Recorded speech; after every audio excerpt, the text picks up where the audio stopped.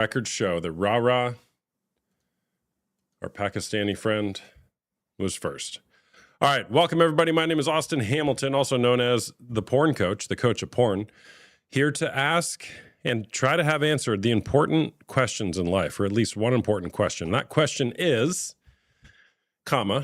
is porn cheating?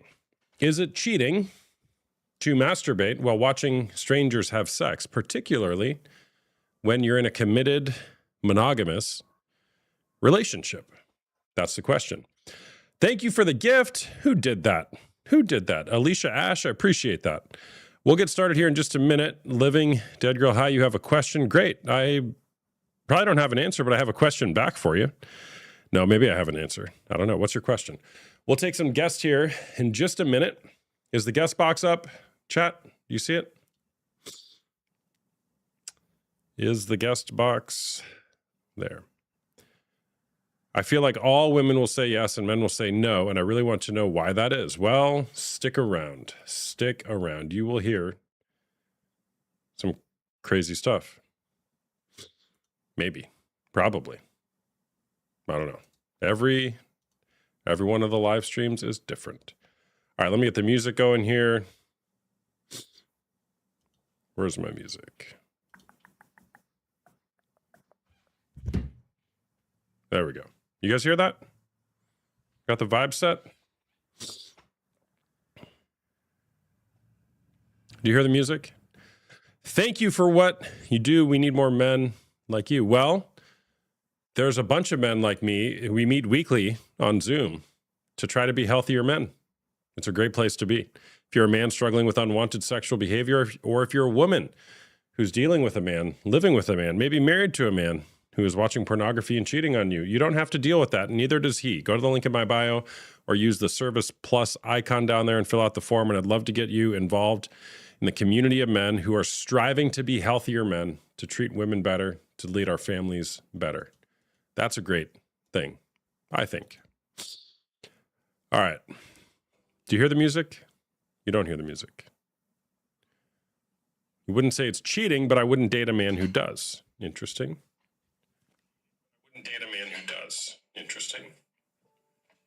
The music's on. It's very quiet. You don't see the guest box. All right. We'll fix that here in T-minus 2 seconds. I don't know why the guest box doesn't show up by default. It's like I have to do this first. Now do you see it? Do you believe a man can stop themselves without help? They remove their phone, laptop, etc. Look, the odds of getting free from pornography or unwanted sexual behavior without getting some sort of intentional help, such as seeing a therapist, a coach, a counselor, joining a support group, getting involved in a faith community, the odds of breaking free from it and having it last is basically 0%. 0% chance is going to happen. The odds of relapse within 6 months, if you're not getting some sort of intentional help, is very high. So, question is, what are you willing to do? How bad of a problem is it? And do you actually want to change? All right, let's bring your guest here on. Allison in Wonderland. I see what you did there.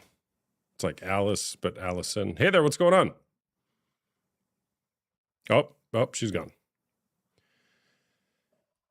How do you know if they have an addiction? Well, if you're asking that question, they might. Hey there, what's going on? Living Dead Girl. Hi, how are you? Hi, I'm good, thank you. Are you 18 or over? Yes. All right, cool. How are you? I'm good. Good. I just had a quick question. Okay. So my boyfriend has been porn addicted for years now. Okay. And it's at the point he says he stopped. I've caught him a few slip-ups a few times, but he says he stopped. The thing is he's now asked if he could bring another man in and him watch. I told him no, and now it's to the point where he like bought a toy and only wants to use it on me and like watch. Is that from like the porn addiction? Well, I don't know. I've never talked to him. I don't know where the origin of that is, but maybe.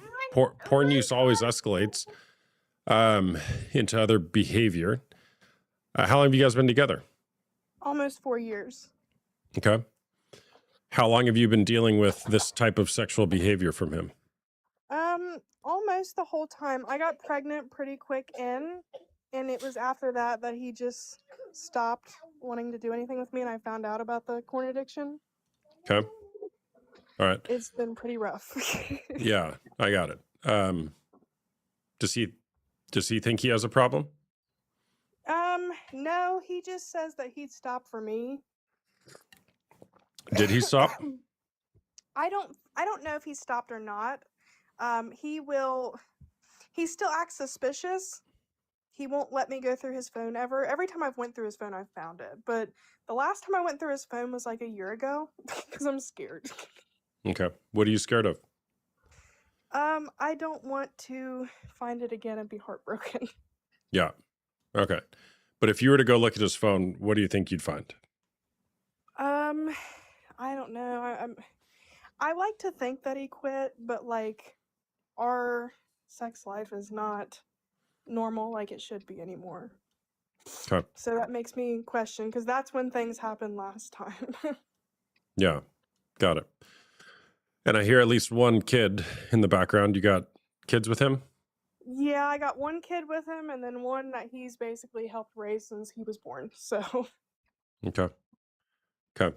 it just terrifies me. Like, with us having toddlers, we don't have time to like do things like we should, and I'm at the point now where every time he goes to the bathroom, I freak out. Yeah.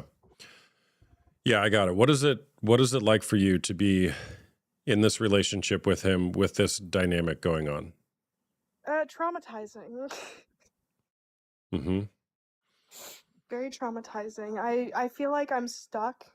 Like, sometimes I've wanted to leave because of it, but like I feel like that's not a big enough reason to leave a family and hurt the kids over that.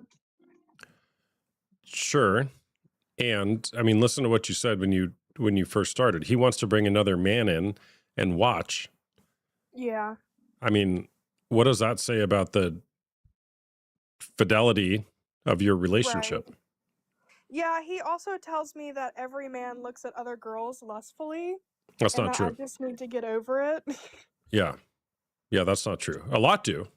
But Yeah. whenever we start using binary language like none or every or always or never, just be careful with that. Just yesterday we were at Walmart and I watched him like look a girl up and down, and it like scared me. Mm-hmm. Yeah. All right. What are you wanting to say to him? I want to yell at him because I just can't trust him, and every time I try to communicate about it, he yells at me and tells me I need to stop bringing it up and get over it. Okay. If you were to yell at him, what would you say? That I wish he would just stop acting like this, and I feel like it's normal to where once you've broken someone's trust, you should be able to go through their phone when you have worries like this. But he Well, just tells me that it's not normal, it's his privacy. yeah. Well, yeah. All right. All right. You guys are not married, you said? Yeah, we're not married. Okay. How come? I don't know. I have asked him to at least like not get married, but at least get me a ring to show like I'm one of his priorities. And he just says when we get the money, but every time he gets the money, he spends it on something else. You don't need money for a ring. You can get That's a ring what I for told him. $10. I showed him a ring at Walmart yesterday for like 50 and was like, I'd be fine with that. And he said, no, you wouldn't. Okay, so for you getting a ring would indicate and you've told him this, it would indicate that you're a priority to him and he isn't doing that. Right. Okay. I just want to feel like I'm important to him. Mm-hmm. Is he there right now? Can we get him on? No, he's at work, but even if he was, he would not. He would probably be yelling at me for doing this. Okay. All right. He doesn't want to talk about it at all. I've tried to do couples therapy and everything, and he just wants no part. Yeah. Yeah. All right. So you've tried to do couples therapy. You're wanting to improve on this. He won't talk about it. You've been doing this for 4 years. How many years do you think this is going to continue to go on for if nothing changes? I'm not sure. Yeah. I feel like we're never going to get that trust again, and he just doesn't He just yells at me every time. Hmm. So you're experiencing a violation of what at least you have an understanding of in your relationship. That is, we're faithful to one another. No other Right. people involved, which he's wanting to bring other people in. And he has, at least in the past, used pornography and may still be now. We don't know. Right. And your body's telling you this is a problem. And you're trying to say, hey, I don't want this anymore. And he just yells at you when you bring it up. Yeah, every time I try to like calmly communicate, he just always goes into like fight mode and yells at me and tells me that I need to get over it. Yeah. Who else in your life knows what you're going through? My mom knows, and my grandma knows. My grandma has been through the same thing with my grandpa. So I kind of rant to her about it and she understands. Mm-hmm. Mm-hmm. Okay. And that's it? Just your grandma? Yeah, a couple of my friends do, but they don't really say much about it. They just say everybody has different boundaries. Yeah. Well, what are your boundaries? I feel like porn is cheating to me. Like, I feel like if you're watching that, you're imagining doing that with that girl, and you should only be wanting to do that with me. And he doesn't agree? No. Okay. So you're in a relation. You guys have different values, different expectations when it comes to this relationship. Right? Yeah. He look at it this way. He's actually being honest with you about what he wants. He wants another man to be in there with you. He wants to look at other women. He's being honest with you. Yeah. Right? And nothing But will every time I try to leave, he tells me no, he wants to be with me. Well, who decides if you get to leave? Me. Okay. And I'm not saying leaving is the answer. I don't know what the answer is for you. That's a hard situation. You got little kids. You sound young. Are you in your 20s-ish? 23. I'll be 24 in July. Okay. So you got 2 kids. You're in your early 20s. Do you work? No, I'm a stay-at-home mom. My oldest has autism. Yeah. So that's a tough situation. Like people often give advice like, oh, just leave. Okay. It's not that simple. Right. But what are you wanting? I'd like him to get his priorities straight and like stop all that stuff and want to be with me and want to settle down with me. Mm-hmm. And what if he doesn't? I don't know. I've given him so many times like to calmly tell him like if you don't want this, that's fine. I just don't want to waste my time when I could be using this time to try to find somebody who wants to be with me.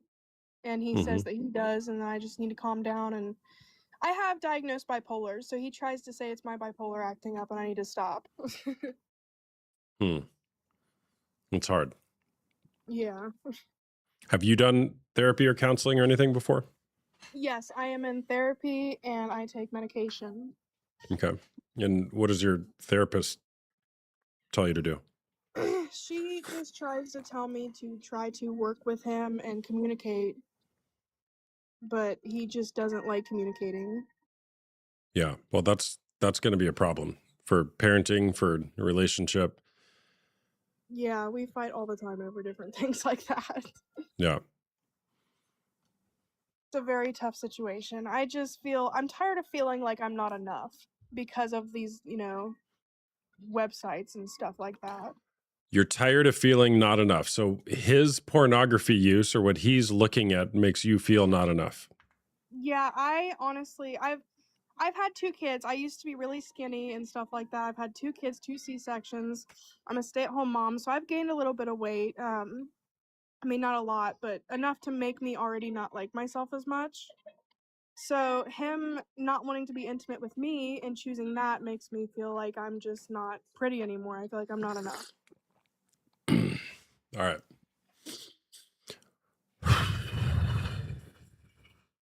Well, that's a problem. When did you start feeling that way? When I got pregnant with me and his kid, I could tell a difference in him. He just stopped wanting to be intimate with me. He was very distant with me in general. And he watched porn, I found out the whole time. Mm-hmm. And then a year later, he said he had stopped. And then a year later, I found it on his phone. And I'm just terrified to go through his phone again. Yeah. And if you do, and if you find pornography on his phone or pictures or whatever, how would you feel? I honestly, I've told him if I find it again, I'm leaving. I'm not gonna keep doing this. Are you really going to leave? What's your plan? I would definitely try to find a way to leave. I mean, like you said, it's hard with being a stay-at-home mom and stuff like that, but I don't think I can do this if I found it again. There's no way. Yeah, I got it. And it's easy to say you're going to leave. And many betrayed partners say that. And then when it comes time to when you find the pornography, if you don't have a plan in place, what are you going to do? But I'm not sure. yeah, I mean, back it up. Like, do you guys want to get married?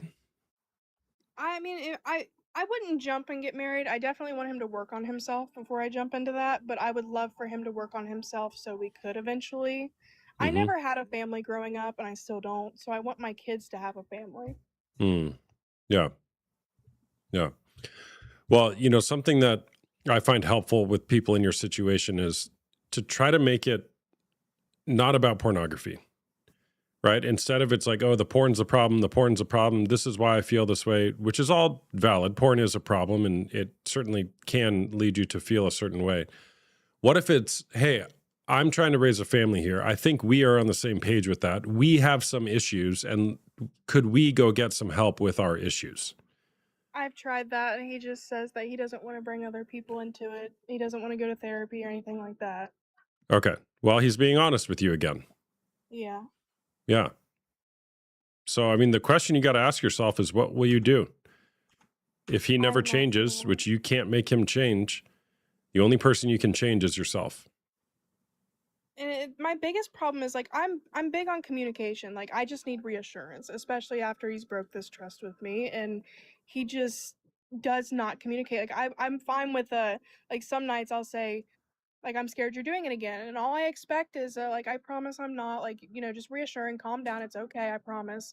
You can go through my phone if you want. And I wouldn't even go through the phone. That'd be enough for me, but he just yells at me every time. Yeah. Might I say he is older too. I'll be 24 in July and he is 31. So that kind of makes me more aggravated. Like I feel like you're older, you should have your priorities straight. Mm-hmm. And he doesn't. You're not feeling that way. So what is it Right. like for you to be with a man who doesn't have his priorities straight in your experience, and you're the It's one very who's on the other frustrating. side of that? Especially as being younger than him, and I try to tell that like I'm way younger than you. Like I feel like this should be at least the other way around a little bit, but I'm the one sitting here trying to pick up this relationship and you don't. Yeah. Yeah. Well, that's really hard. I'm sorry you're in that situation. Thank you. It's stressful. Yeah. Well, at a minimum. Yeah. Yeah. All right. Anything else you want to share? No, that'd be it. Thank you. All right. Thanks for sharing. Thank you. All right, chat. W's in the chat for all our guests. And thank you. I can't remember her name, but thanks for chatting. So my name is Austin Hamilton. I help men who are struggling with unwanted sexual behavior, such as porn or sex addiction, to break free from that and live a life of freedom and flourishing. I also help women who are going through partner betrayal trauma. The main way I do that is in my private coaching groups. We meet on Zoom on Tuesday nights and Wednesday afternoons. The link for that is in my bio. You can get information on how to sign up for that. You can schedule a discovery call with me, which is a private offline call. It won't be posted on TikTok or anything.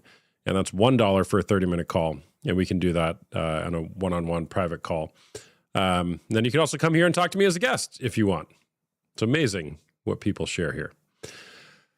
Again, link is in my bio for all that. And there's also a form down below you can use to sign up if you would like to schedule an appointment with me. Can we talk? Yeah, I'll bring you up. You're next. Brock. Hey there, what's going on? Good, man. How are you? I'm good. You? I'm doing good, thanks. Are you 18 or over? I am 18. All right, cool, man. What's going on? I'm just struggling with the porn addiction. Make it basic. Okay. I think I do it about, I'd say probably the most is two, maybe 3 times a day. Mm-hmm. It hasn't controlled my life, but it's just it's something that's got to stop. I definitely have narrowed it down from past times. I think when I was younger, I definitely did it probably maybe 5 times a day, and so I've definitely narrowed it down. But I think it just needs to stop fully. I'm trying to mature the most. And I have a girlfriend that I know that would not like this at all. I haven't told her. Oh, okay. Yes. How long have you guys been together? 4 years. 4 years. Okay. Correct. And she doesn't, well, you haven't told her that you're using pornography? I have not. Okay. Is she there? She's not now. Okay. All right. Well, first of all, man, way to go for coming up here and talking about this publicly. It takes a lot of courage to do that and just to admit that you're not happy with this and you want something different in your life. Yeah. Yeah. Who else in your life knows that you're struggling with this? I don't think really anybody. Okay. Yeah, I couldn't think of anybody else that would really know I'm struggling with it, but I mean, yeah, I guess struggling would be the right word. Yeah, struggling would probably be the best word. Okay, well, struggling, pull that thread a little bit. Struggling meaning what? I'm just, I mean, just having the thought in the back of my mind, like, it's usually when I'm bored. It's not like that I'm going to go out of my way to go do it, that I'm like, all right, let's say I'm doing some work on the computer and I'm pretty busy at work. I'm not going to go out of my way to go do it. I think it's just the bored mentality, like, oh, I haven't done it yet today. Let's go do it. Well, there is a saying, a man without a purpose or vision in life distracts himself with pleasure. Yes. Yep. I've heard that plenty of times. Yeah. And it's a good saying. It's a good saying. It's a good saying. It's true. It's beyond true. What does that mean to you when you hear that phrase? Well, I mean, it's basically who I am. When I hear that phrase, I'm like, yeah, that's me. That is me. I will. I mean, yeah. I mean, and it's a good saying. It is. Yeah. So you're 18 years old. You've been struggling with this since when? When did it start? I couldn't really tell you like a specific age. I could probably tell you maybe 15, 14. It has probably no younger. Okay. Do you remember how you were first exposed to pornography? That I do not know either. I think it's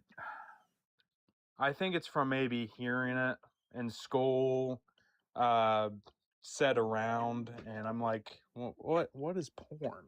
So I look it up on the Safari or the Google, and it blows my mind away, like any underage 18-year-old would be like. And I think I actually explored on YouTube before the Google and Safari, being stupid, thinking that would be on YouTube. But yeah, I mean, it started from the wondering. Yeah. What it would be. Yeah. Yeah. Do you remember what was going on in your life around that time when you were starting to explore pornography? Nah, not really, to be honest. I mean, no, nothing crazy. No, I didn't have bad childhood or anything like that. None of that. Just very curious, and everybody's talked about it and said, "Oh, have you watched porn?" Stuff like that. All the underage kids. Yeah, everybody's doing it, right? Yeah. All right. What have you tried up until this point to stop watching it? I think what definitely lessened it is trying to stay busy all the time. Like, trying not to be, because I'll only obviously do it at home. So sometimes not even trying to like be home, or just trying to stay busy at all times. And yeah, I guess that's the best way that I can explain it. Okay. Well, that's fine. The behavior modification, right? Busying yourself. What's the saying? Idle hands are the devil's workshop, right? Yeah. However, if you don't get to like the root of why you're doing it and what you're using it for, right? Like in your case, at least it's kind of like, hey, you're just bored sometimes. And so, well, I might as well go do something that's familiar that makes me feel good or makes me feel better in that moment. Yep. Right.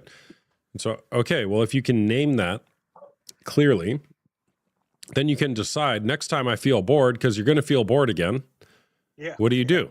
Right? What can you do instead of that? Right? And even backing that up a little further, like, why are you bored? Kind of that other phrase, a man without a purpose or vision in life distracts himself with pleasure. So what are you up to in life? Right? You in school? Are you working? Like, what are you building? What are you striving after? And so it's not, well, I did just think about those questions, right? It's not just about how can I stop this behavior, though that's important, but it's why am I even going to this behavior in the first place? Why did I first start going to this behavior, 4 or 5 years ago? And what is it giving to me? Because it's giving you something, some sort of boredom relief or anxiety relief or pain relief of pain going on inside your heart. You've also got a component of this, man, your girlfriend doesn't know. And that's a killer for your relationship. It definitely is. And I've thought about that many times. I'm like, what the hell am I doing, dude? Yeah. And this is not advice. This is more of a general statement. Okay. Though you could take it as advice. She's got to know. I agree. I fully agree. Yeah. What you hide from her will just destroy the relationship. And also, man, she probably has a suspicion. I think so too. Probably. I mean, she's asked me before, and I've lied to her. I'll be honest. I've lied to her. I said, nah, I don't. I guess she knew I did it when I was younger, because I did tell her. So I guess I told her I stopped, maybe. Okay. So I told her I stopped. So I lied. I lied to her face. Why did you do that? What were you protecting? I think I was probably protecting her from being disgusted. Yeah. Do you want a phrase that's going to pierce you? Let's hear it. What a man loves, he protects. Yep. And you were not protecting her. You were protecting your secret. I was protecting the secret. I agree. Yeah. So what do you want to do with that? It's definitely gonna have to stop, and I'm gonna have to tell her. I mean, there's no way around it, and I'm just gonna have to tell her, and it's got to stop. I mean, if I tell her now that I've done this, then there can't be any going back. My headphones died. Oh, my bad. Hold on, I can't hear you. All good.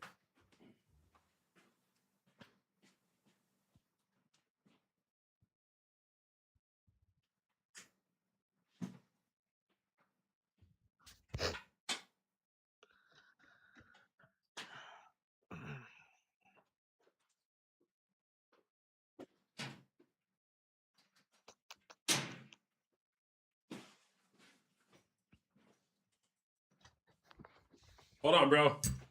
No, you're good. Hold on.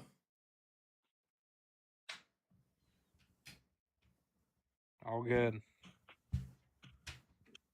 Even though I know you can't hear me.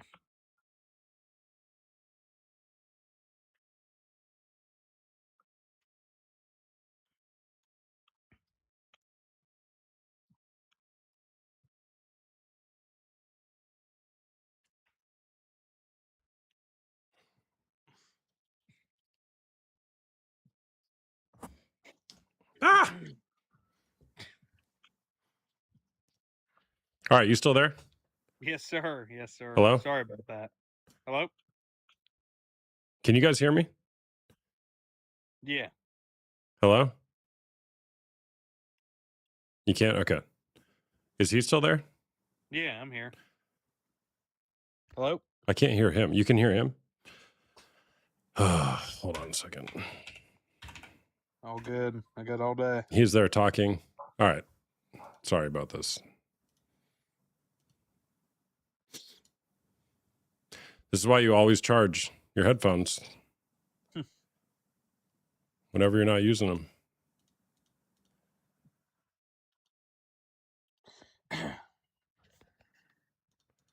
It's not that. It's I got a whole thing going on here. Let me go to the bathroom and then my headphones will be charged enough. Hold on a second. Keep talking, man. Keep talking. The chat will help you figure this out. Sweet, sweet. No, I definitely shouldn't lie to the girlfriend. I think that's obvious, but obviously it wasn't obvious enough for me. But it'll definitely fix it if I tell her and she doesn't find out about it. If she finds out about it without me telling her, then I'm just digging myself a deeper hole. And yeah, no, I agree. Self-control, that's the biggest thing. Self-control is the biggest thing. I like.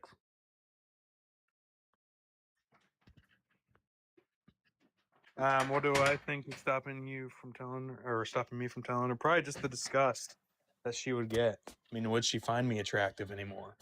That she knows I did that. I mean, I know some girls probably wouldn't. So probably the disgust. But is it really for the attractiveness after that, or is it just for the love, or for the we like each other, we love each other?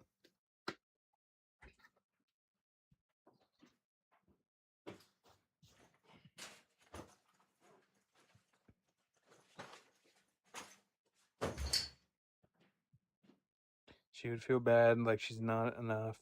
Yeah, I agree. If you're performing, she would feel bad. Yeah, no, I agree. She would feel bad and like she's not enough. I agree. No, I fully agree. Terrible.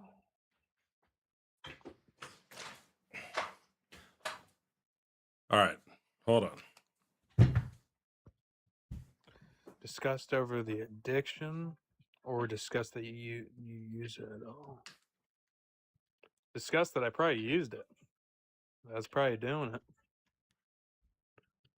That's the disgust, probably. I would say. You can hear me? Hello? Yeah, I got you now. Sweet. Sorry about that. No, you're good. We're on a budget over here, so we can't afford to charge the headphones every day. All good. All good. I got all day. No, you don't, because that's the problem, man. Because you have all day. What are you gonna do with your day? Yeah, no, you're right. You're right. Yeah. What do you do, man? Are you in school or do you work? I'm a landscaper, and I'm right now getting my fire cards, become a firefighter. Okay, cool. Where do you live? I live in Ohio. Okay, nice. All right. So what did I miss when I was gone? They were asking me, I think, what would she be disgusted about? Whether I'm being like, or whether I was like lying to her, or whether I was using it. I said using it, probably. But honestly, probably both. Probably both. For sure, Probably both. both. It'd be for sure both. Yeah. Yeah, and you really got to look at that, man. Like, it's very common. I work with a lot of people who go through this. It's very common that when you're caught, you say, "Oh no, I don't do that. I've never done it," whatever. But you're protecting something in that moment. Exactly. Right? Because there's so much shame involved with coming forward with it and saying, "Hey, I have a problem with pornography." Like, it's rooted in you from when you were 14 years old. Like, having this curiosity, which is totally normal, right? However, you kind of took that to a place where now here you are. You said you were masturbating up to 5 times a day, right? And now you're hiding things from your girlfriend, right? Yes. Yeah. So if you were to this is going to sound like a dumb question, but I'll ask it anyways. If you were to be the best boyfriend ever, what would you do? What would I do? Yeah. I'd force myself that there's no way I'll do it again. Okay.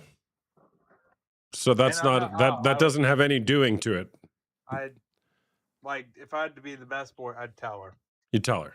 Yeah. I'd be honest with her. Sorry, she deserves the truth. She does. I fully agree. Yeah. And what might happen if you tell her the truth? It would be 10 times better than her finding out about it, and then she would be like, well, I'm glad he told me before I found out. It makes me feel just a little bit better. Yeah, so yes, it probably will be better if you come forward. Now, it also might be the end of the relationship. It also might be, yes, correct. Right? But if there's any hope at a successful, I'll say that loosely because we could debate about what that term means, a successful long-term relationship, you can't have secrets. I agree. You cannot. Yeah. So whatever happens as a consequence of telling the truth is the best thing that can happen. I believe that orientation. I believe it as well. Yeah. All right. Now, you're 18 years old. You're struggling with pornography. That's really hard. There's a book I recommend called Unwanted by a guy named Jay Stringer that's very helpful for walking people through this. I'd recommend you get that book. There's a lot of other books and resources you can use to learn about this, the impact of pornography, as well as how to heal through it in your relationship and be a healthier man. How does that sound to you? No, it sounds 10 times way better than what I'm doing right now. Exactly. Yeah. Yeah.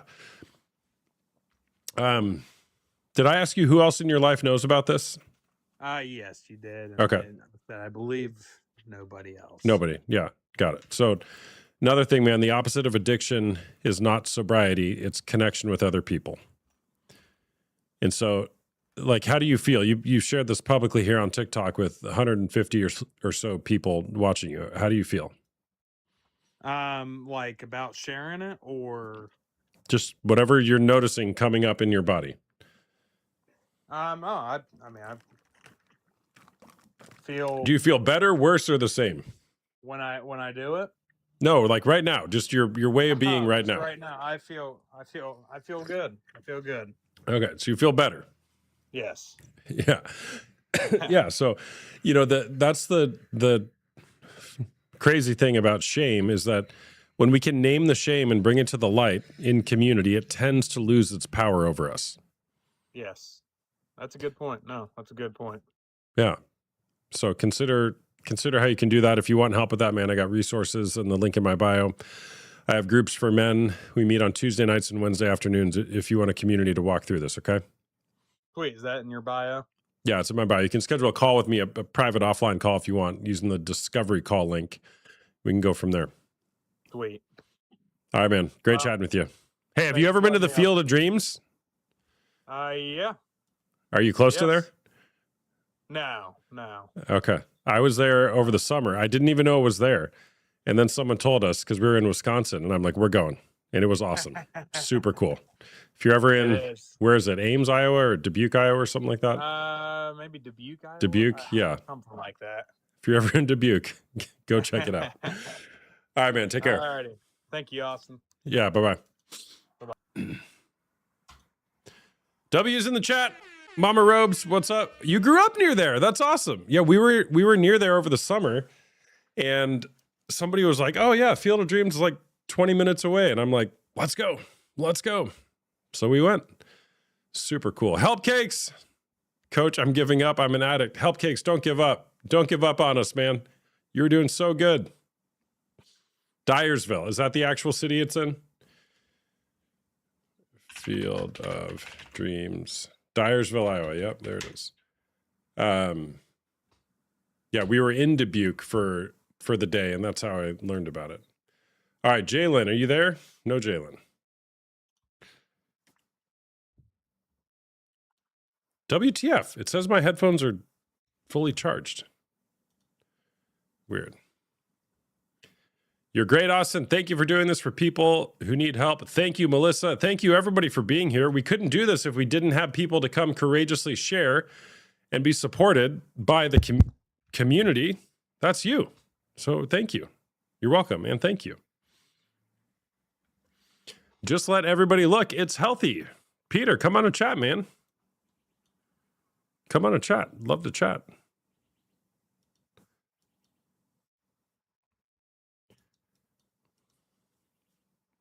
I caught my hubby watching T-Corn. Yep, I was devastated. Sorry, Winter Claudia. Sorry to hear that. That does sound devastating. Nike, you can leave. Doesn't care. Hurts you more. He won't change and you will hurt more. Yeah. T, it rhymes with transportation. I'm assuming that's what she was saying. Can I please come up? Sure. Hello, host. How are you doing? Hey, good man. How are you? Doing good. Good. I think I've been on your platform before.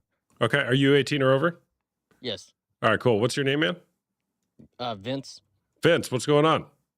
Not much. I'm just I saw this topic again, so like I just want to explain my further journey down with corn addiction that I'm dealing with right now. I don't watch as I used to, but I do watch it a couple times a week. I notice the triggers that are triggering me. That's the thing I notice right now is the triggers. Mm-hmm. Yes. Okay. What triggers you? So whenever like I'm done with my stuff and I'm bored, I usually doom scroll on my phone, and usually I see like a beautiful woman, and then I just resort towards like into watching that stuff. Basically, Okay. How old are you? 24. 24. All right. So a man without a purpose or vision in life distracts himself with pleasure. So there's times when you're kind of just bored, you're done with your stuff, you doom scroll on your phone, you see an attractive woman, and then you take that a few steps further. Is that what I'm hearing? Yes. Okay. All right. And how long has that been going on for? Can I start with how I came across pornography? If that makes sense. Sure. Okay. So I came across it when I was 6 years old, watching HBO late at night on DirecTV. Because my parents, they didn't know that they didn't have that parental supervision over me as a kid. Mm-hmm. And it affected my brain for watching for 18 years. Now I'm 24, and I realize that it has a strong hold on my life, and I'm trying to basically let go of it. Yeah. Yeah. Yeah. All right, man. 6 years old. 6 years old. That is so young, and that's so formative to how your brain was forming at that age. And how, from what you know about your family, why were you allowed to do that late at night? Because they were sleeping, and I used to I was watching TV late at night. My parents didn't really had a time limit. They didn't really have boundaries or stuff like that for me watching TV. So I would say for the most part, it's probably because my parents were unaware. But I'm not gonna try to place the blame on my parents I got entirely. it. I got it. Yeah. Well, Yeah. okay. We finish that thought. Some of it has to do with me just being misguided as a kid. I think a huge part. Yes, because I have a misconstrued um of love for myself, because I do think that because I think that is a form of love. Like my brain thinks that, but my heart doesn't think that's love. And it's Your like it's brain thinks pornography is love. not love, but like it seeks comfort in watching it, but my heart doesn't. Yeah. Okay. Well. Yes. Okay. So, how often did you watch pornography when you were young? I really don't remember. That's the thing. It's because I used to watch it a lot as a kid. Yeah. Yeah. All right. There's a lot going on here, man. Okay. The fact that you're exposed to it at 6 years old, your parents were unaware, which, look, man, you're 6 years old. Like, if I get mad at my 6-year-old for eating too much candy, whose fault is it? The parents. It's my fault. It's not the kid's fault because I made the candy available to them. Your parents made the candy available to you. I'm not blaming them. That's just how it seemed to have happened. Right? Yes. And the effect on the brain is devastating for a child to see pornography. I mean, I don't know how much pornography you watch over those years, but it kind of doesn't matter. Okay, so you've got it now wired that porn equals love. That's what your brain is saying, but you very instinctively said your heart essentially disagrees with that. Your heart is telling you, this is not how it should be. This is not love. So when you're triggered, well, what does this have to do with the triggers that you're talking about? Please come again. So you had initially said, okay, you're triggered, and you're essentially trying to manage the triggers. This is way deeper than just being triggered. Yes. Because you've been using pornography for a long time to escape something, or it was just there and made available, and you had no oversight to say, hey, this is not how it should be done. Yes. I would say that it's covering something deeper than I probably subconsciously know, but consciously don't know yet already. I think it has to do with me. I would say, I'm trying to think, like, why did I watch it, and like what made me intrigued to watch it. I think it has to do with me, like, being neglected as a kid, like being traumatized and stuff like that. Because once I start watching that stuff, like frequently more, I start to lose my love for like the things I loved to do as a kid. Mm-hmm.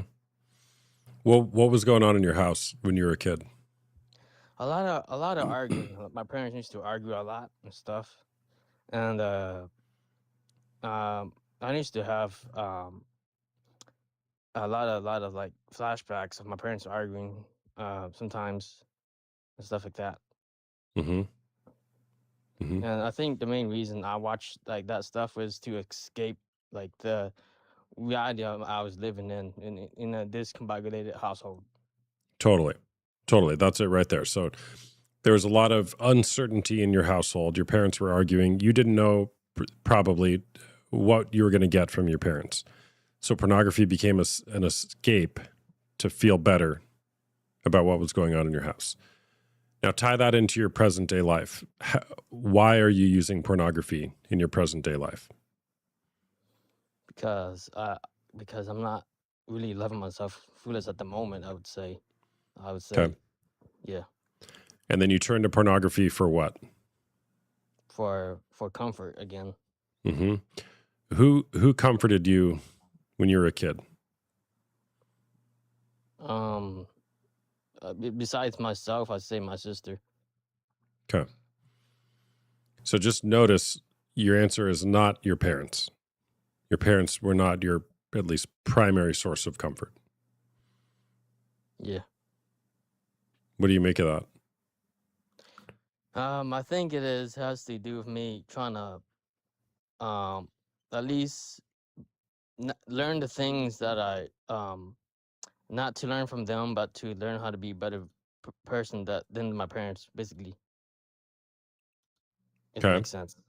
Yeah, say that again. I'm not tracking. To me, what I realized is that my parents aren't my comfort, and I gotta become a better person.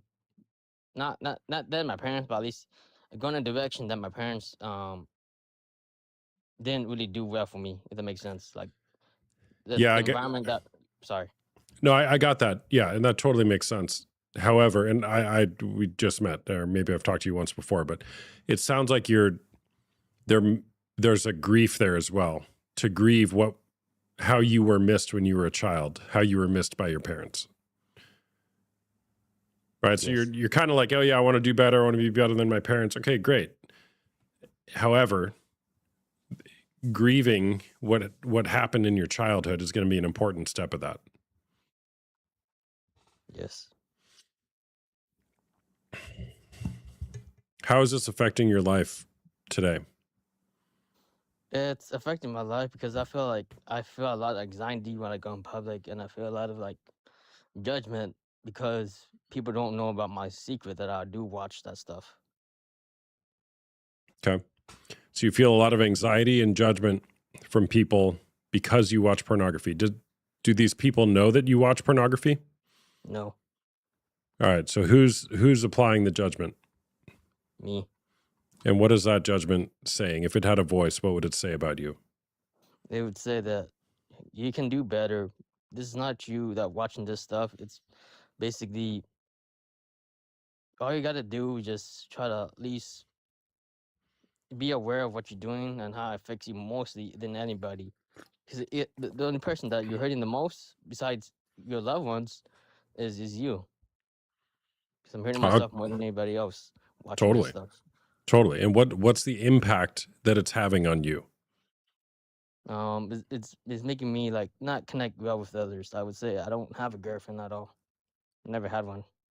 Mm-hmm.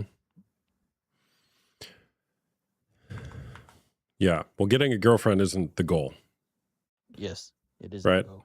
Yeah. I mean, that'll happen. Who do you think is the man that you need to become in order to have a girlfriend? A man that, for myself, a man that is, authentic. A man that knows his vices and learns how to control them, and at Mm-hmm. least becomes a better person each day. Mm-hmm. Where in your life are you not being authentic, or with whom are you not being authentic? Myself, Okay. Who else? my family, my sister, my parents. Mm-hmm. Do they know that you struggle with pornography? Yes. Okay. Do they know the depth that it goes for you? No. What do they know? Well, when I was like a couple years ago, when I was like during when the 2020 happened, this stuff happened. I went to like I had very depressive thoughts of like unaliving myself, and like I talked to the psychologist and they talked about my addictions of corn, and I told my parents about it, and they weren't very judgmental about it. They just acknowledged it and just moved on with their day-to-day life. But I feel like they don't really hurt me.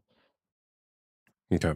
So you, during 2020, what a time that was. You were having some very concerning thoughts. You went forward to somebody about it. You told your parents, and the experience that you had from your parents was, can you sum that up in one or two words? A couple words? Okay, what I just said? Yeah. I said that. Okay, so basically, I heard you. I had want you to thoughts. say it again. I had thoughts of unaliving myself, and I um told my parents about my pornography addiction, and they just really didn't really care about it. They They just didn't acknowledged care. it. Yes. They didn't care. So Yeah. you went forward to your parents with something that was deeply meaningful and deeply impacting your life. And your life was literally at stake, and they didn't care. The Yes. experience you had was that they didn't care. Yes. All right. What do you make of that? What was that like for you in that moment? It made me feel unloved basically by my parents. Yeah. And what happened with your pornography use around that time? It was very severe. It was very severe because I graduated high school during that time, and um I don't want to go into depth of how much I was watching it, but it was very frequently, very frequently, and ever since like stuff got better for the world, I started go out more and do stuff more, and I watch it less. But I'm trying to come to the point where I don't want to watch that all anymore. Mm-hmm. Yes, that's the end goal for me, is just not watch it. Yeah, I got it. What have you done up until this point to work on this problem? I basically go out more and be more interactive with people, and I go during that time I wasn't working, I wasn't going to school, but now I'm in school now. Mm-hmm. Yes. Okay. Well, that's great, and there's still a deeper connection. I would assert between what happened for you when you were a child and why you're continuing to go to this behavior. And even you went to your parents for help, essentially, and your experience was they didn't care. And I'd have to imagine that was not the first time that that happened for you in your life. It's not the first time. Mm-hmm. So your experience in life is that when you need help the most, you go to the people who, in theory, should help and support you the most, and they don't care. Have you heard me talk about the book Unwanted? I might have in the past, but Yeah, well, it's called Unwanted for a reason. The feeling of having unwanted sexual behavior, but also feeling like we're unwanted, which can drive us into sexual behavior, like being addicted to pornography. So, man, look, there's hope for you, okay? There's always hope. All right? It's going to take a lot more than just changing your day, right, to have better habits. Though that's really good and helpful and it will be useful for you. Right? But you got to get to the root of the pain that's driving you to the behavior.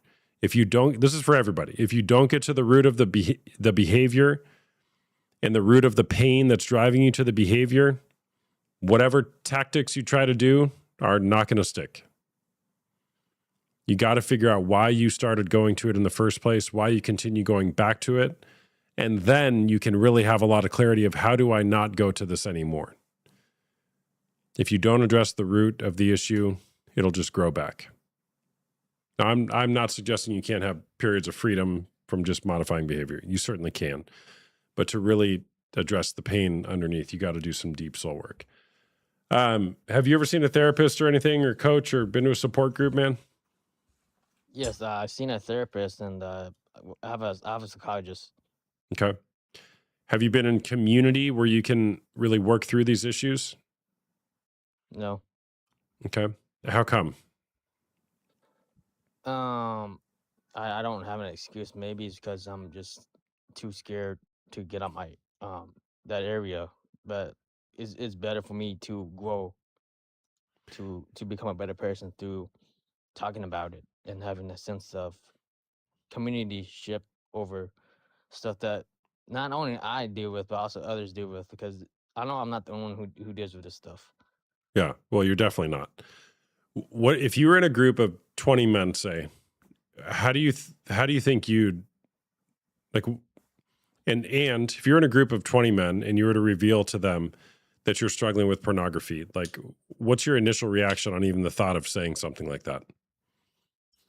My initial reaction is that I would feel very at least very relieved to talk about it. Mm-hmm. A lot of weight will come off my shoulders to talk about it. Totally. All right. Can I tell you about my groups? Okay. Okay. So I'm going to tell you about the groups that I lead, and I do this weekly. I've been doing it for years. Now, there's tons of groups out there. Okay. I'm going to tell you about the way that I do it in my groups. I have a community of men where we meet weekly on Zoom on Tuesday nights and Wednesday afternoons.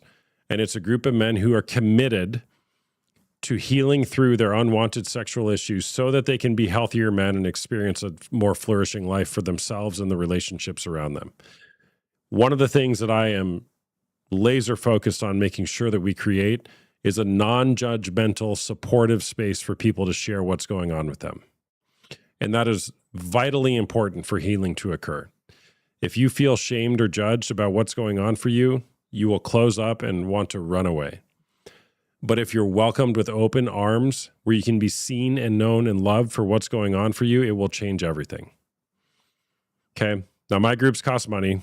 They cost $199 a month, which is an incredible value for what is offered in the groups.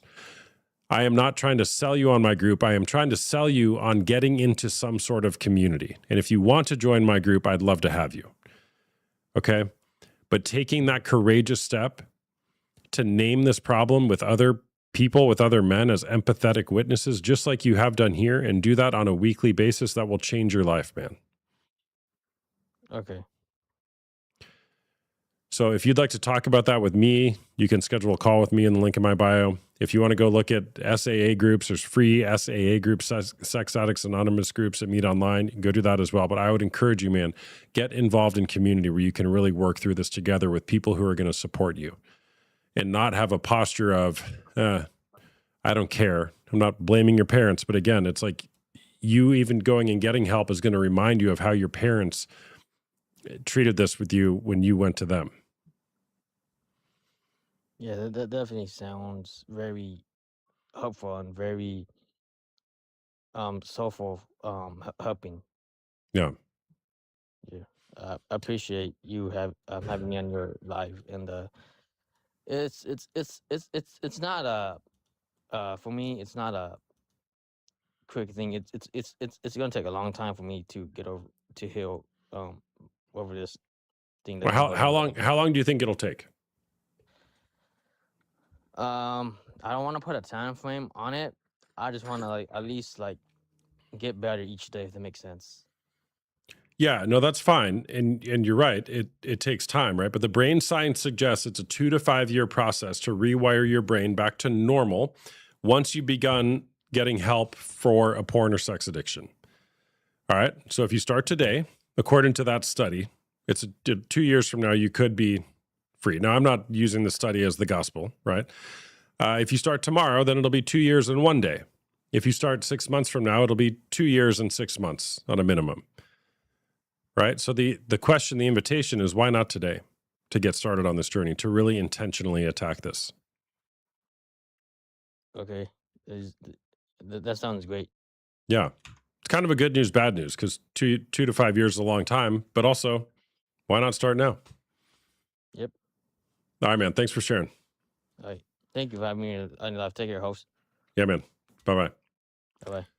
W's in the chat. Thanks for sharing, man. It takes courage.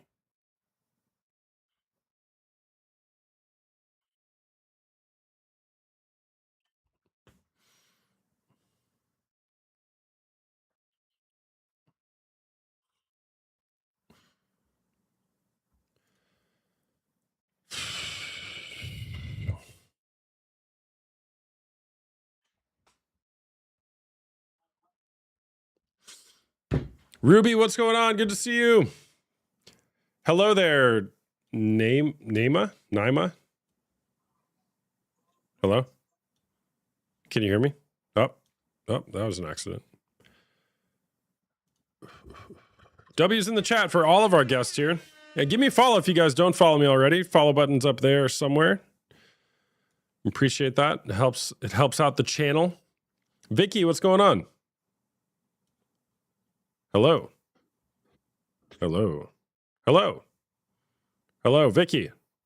Vicky, you're on TikTok talking about porn. Hello. No, Vicky. Okay.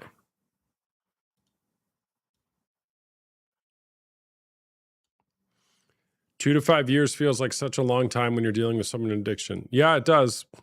But 6 months from now, it'll only be 18 months. And look, there's exponential growth that happens in the early stages of it as well.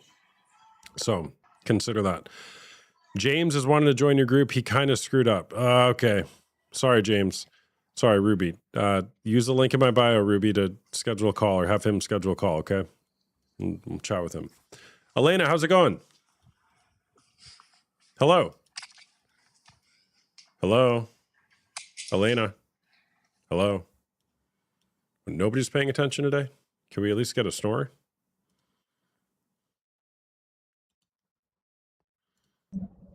Hey there, what's going on?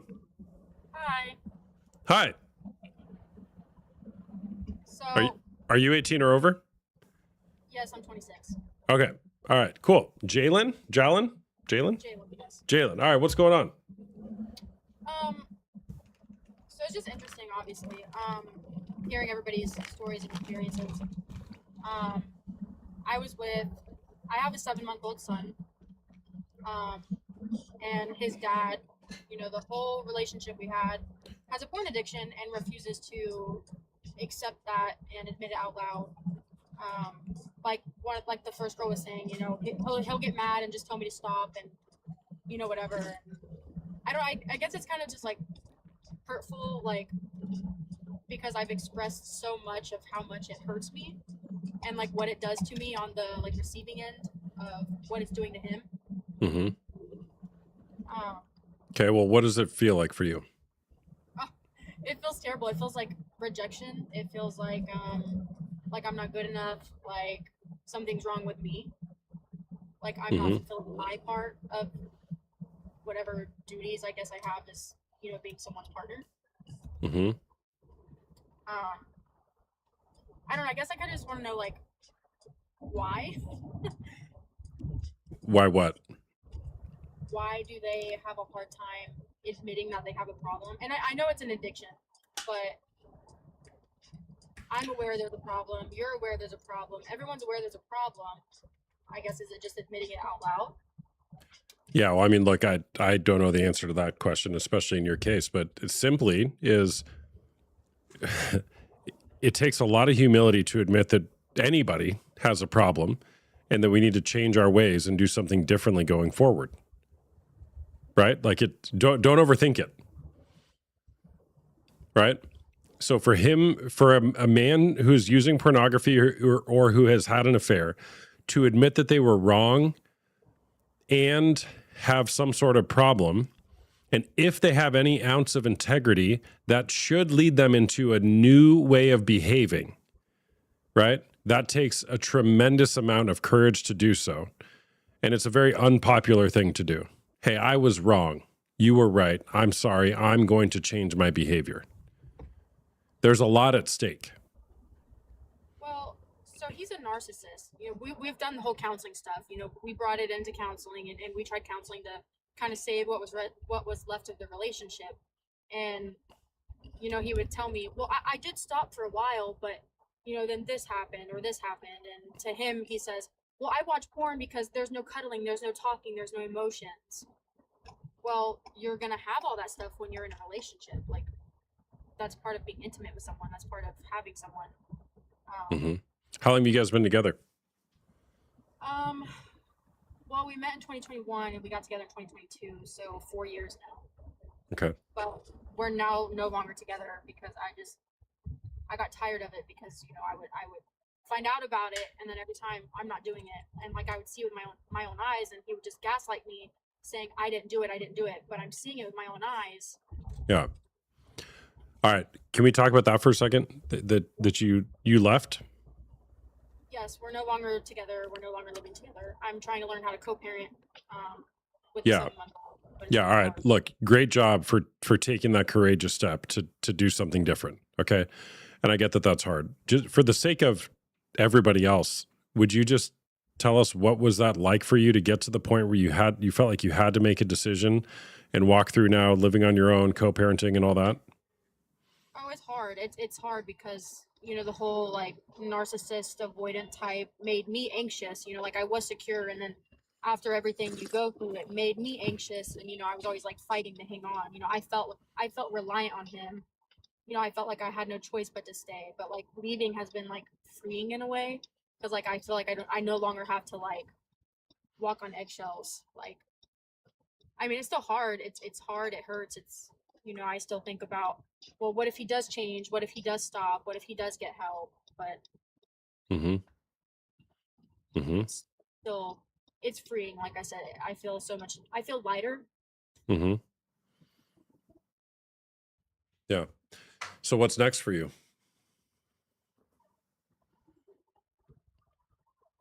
Yeah, I don't know. This is a fairly new thing. I guess no matter what happens as far as this relationship that we just got out of, I want him to get help. I feel like I have healing to do myself because, like I said, or like one of the other girls said, you know, it's traumatizing. It's traumatizing, you know, especially knowing that they're doing it repeatedly after you ask them not to and tell them how much you feel.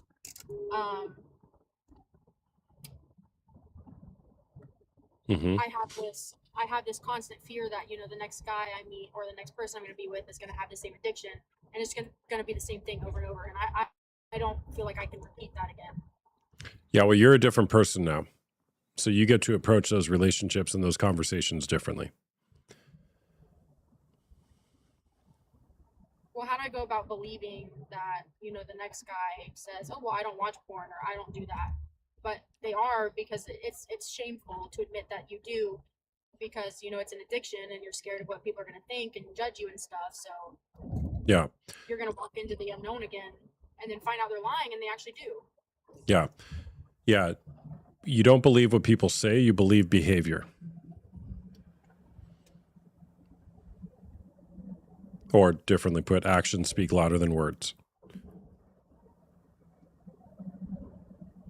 How many times did your previous partner say that they were going to do something and then you had hard evidence to the contrary? Oh, so often. So often. Right?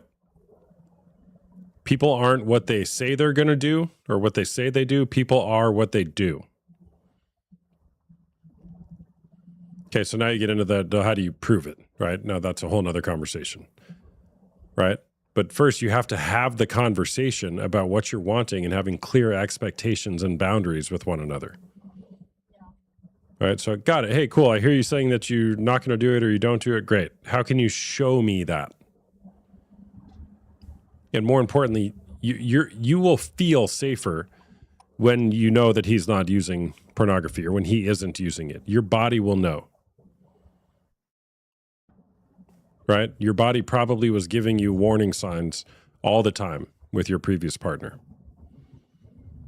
I think so. Yeah. What's been most painful about this for you? I guess it left me feeling neglected. Mm-hmm.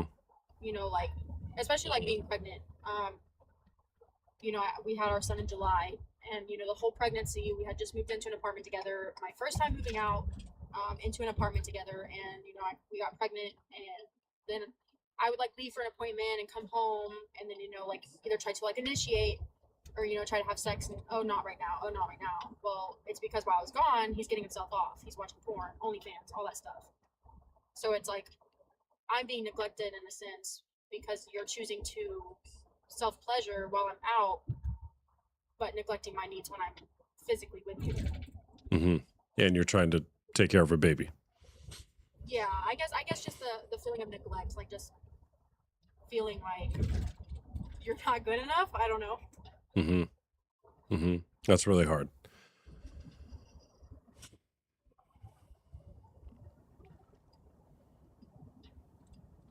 What else? I think that's about it. I mean, I'm where to move forward, you know? Mm-hmm. Like where do you go from here? Well, yeah, I mean, are you trying to make it work with him or are you done with that? No, I think I'm done with that. I don't really have an interest in trying after trying so hard for so long. Just trying and trying and trying and going nowhere just makes me feel like I'm wasting my time, and I deserve to not waste my time. Like I deserve to be happy, and if that means like feeling lighter without the relationship, then I'm content not working stuff out. Yeah. Well, good for you. It takes, like I said, it takes so much courage to do what you did. And now the questions that you're asking are exactly the right questions. Essentially, how do I make sure this doesn't happen again? Right? Yes. And so there is a path forward here, and it will require you to use your voice earlier and more often, especially given your age and you know the men who you'll probably come in contact with around your age. It's going to be an issue, and if you don't talk about it, it will rear its head in some way. And like I say, talk about it early and often, and I'm not joking when I say that. It's $199, Callie and Ruby, $199. Who's supporting you through this season of your life, Jalen?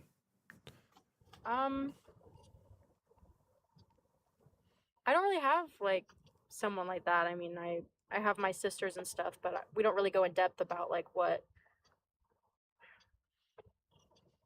Why? they know about the porn use. They know about it, but I don't think we've ever like gone into depth of like what it does and how it feels and If you were to take your relationship with your sisters to a new level, what would you share with them?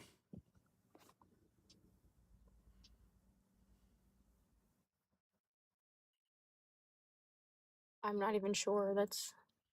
I feel like there's so much, but like I'm not sure. I'm not sure how to answer that. Mm-hmm.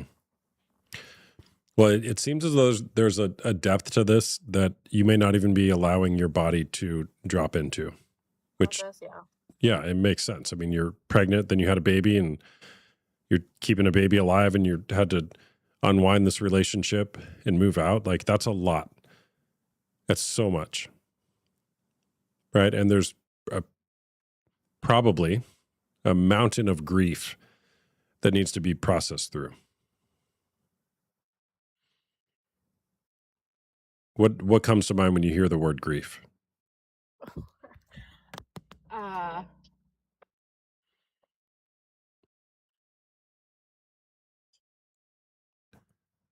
don't know. I feel like trauma. I don't know. I feel like it's traumatic. I feel trauma. I feel like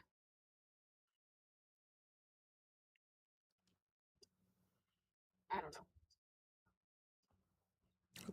Yeah, there's a lot there. Just notice it's like your body's, my experience of just hearing your voice is like, don't go there, don't go there, don't go there, don't go there.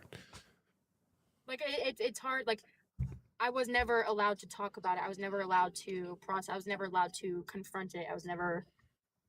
Does that make sense? Yeah. Like I was never allowed to confront the issue. Like I can never mention it, bring it up. Like I'm the bad guy for talking about it. I'm the bad guy for expressing how it makes me feel. So totally, you're being gaslit. You're every indicator you have about a relationship that you want or a relationship that you thought you had, you're being gaslit by your partner. And no, you're wrong. That's not true. It's like, okay. And then if you lose your voice in that, your body will pay the price. Yeah, so I don't know. How do I process it then? Like, how do I start the journey of processing? Well, one way I would say is join my support group for women. Yeah, you got to be in community with this. Okay, like the world says, hey, this isn't a problem. Just keep on going forward. Pretend like it's not an issue. Oh, your pain isn't valid. Or you tell somebody and they don't understand what you've been through. Okay, you got to be in a supportive community where people can see and understand and validate your pain. Okay, I have a group for women. We meet on Tuesday nights, led by myself and other female contributors, to walk through the pain of betrayal. Right. Okay, and if you're interested in my group, there's a link in my bio. You can schedule a call with me. There's plenty of other support groups out there. My heart for you is not to sell you on my group. It's that you actually get some help with this to where you can be in a supportive community. And if you want to join my group, we'd love to have you.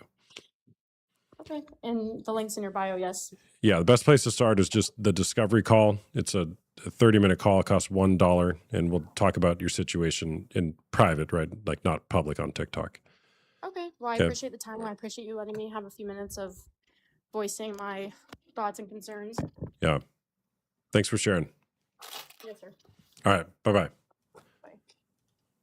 Bye. Oh, W's in the chat for all our guests. What do you think about the Madonna complex? Do you feel like it's part of why? I don't know what that is. Do I dare Google it? This is where incognito comes in handy. Is a psychoanalytic concept coined by Sigmund Freud describing a male psychological dysfunction where women are split into two categories: Madonnas, pure, virginal, respected, or whores, debased sexual objects. Men with this complex cannot reconcile love with desire, often leading to sexual dysfunction in committed relationships. Well, without studying it in depth, I'm intrigued. We'll say that. I was actually, I called my wife on the way home from the gym this morning. I'm like, I got a new line to use on my TikTok. And I'll bring another guest on here in a second. And basically, you know, when I talk to a guy who's like, oh, I love porn, porn's the best, it doesn't affect anybody, you know, my wife doesn't think it's a problem, blah, blah, blah. Here's my question. You guys will see me ask people this is, okay, got it.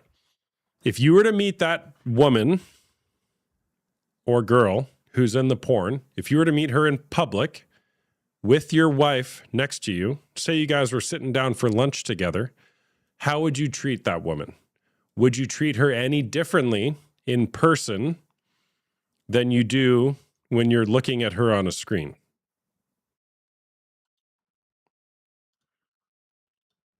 So are you going to view her as Madonna or a whore? I mean, that'll get you thinking, because hopefully you don't say, I would treat her the same. I would start masturbating at her, because that would be weird. And if you do say that you would not do anything differently, well, then you got to look at some stuff in your life. People are not objects. People are not objects. Controversial opinion in 2025. Maybe it's not an opinion. Maybe it's a fact. Anyways, good question.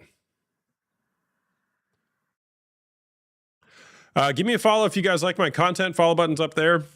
My name is Austin Hamilton, also known as the Porn Coach, the coach of porn. I help men who are battling unwanted sexual behavior, such as porn or sex addiction, to break free from that and live into a life of flourishing. I also help women who are experiencing partner betrayal trauma to navigate through the loneliness that is often accompanied by discovering a betrayal, whether it's pornography or infidelity, and working through that to heal your relationship or find another outcome for you. I do one-on-one coaching as well as group coaching. And in my one-on-one, I work with a lot of couples as well. And in my groups, it's a great place to heal together in community, because healing doesn't occur until it's witnessed empathetically. My groups meet on Tuesday nights and Wednesday afternoons. The times are a little different for the men and women. It costs $199 a month. And what you get with that is a committed group of people who are wanting to break free from this. I've been in a lot of free groups, and I bet you have too. One of the things I experienced, not that there's a problem with free groups, they're very helpful. A lot of people in free groups aren't serious about this, and it's just another place that they can complain or talk about how they failed and not really move forward. Okay, well, that's fine. Again, I'm not down on free groups. They have a place. But what I find in groups that cost money or spaces that cost money is that there's a lot more at stake.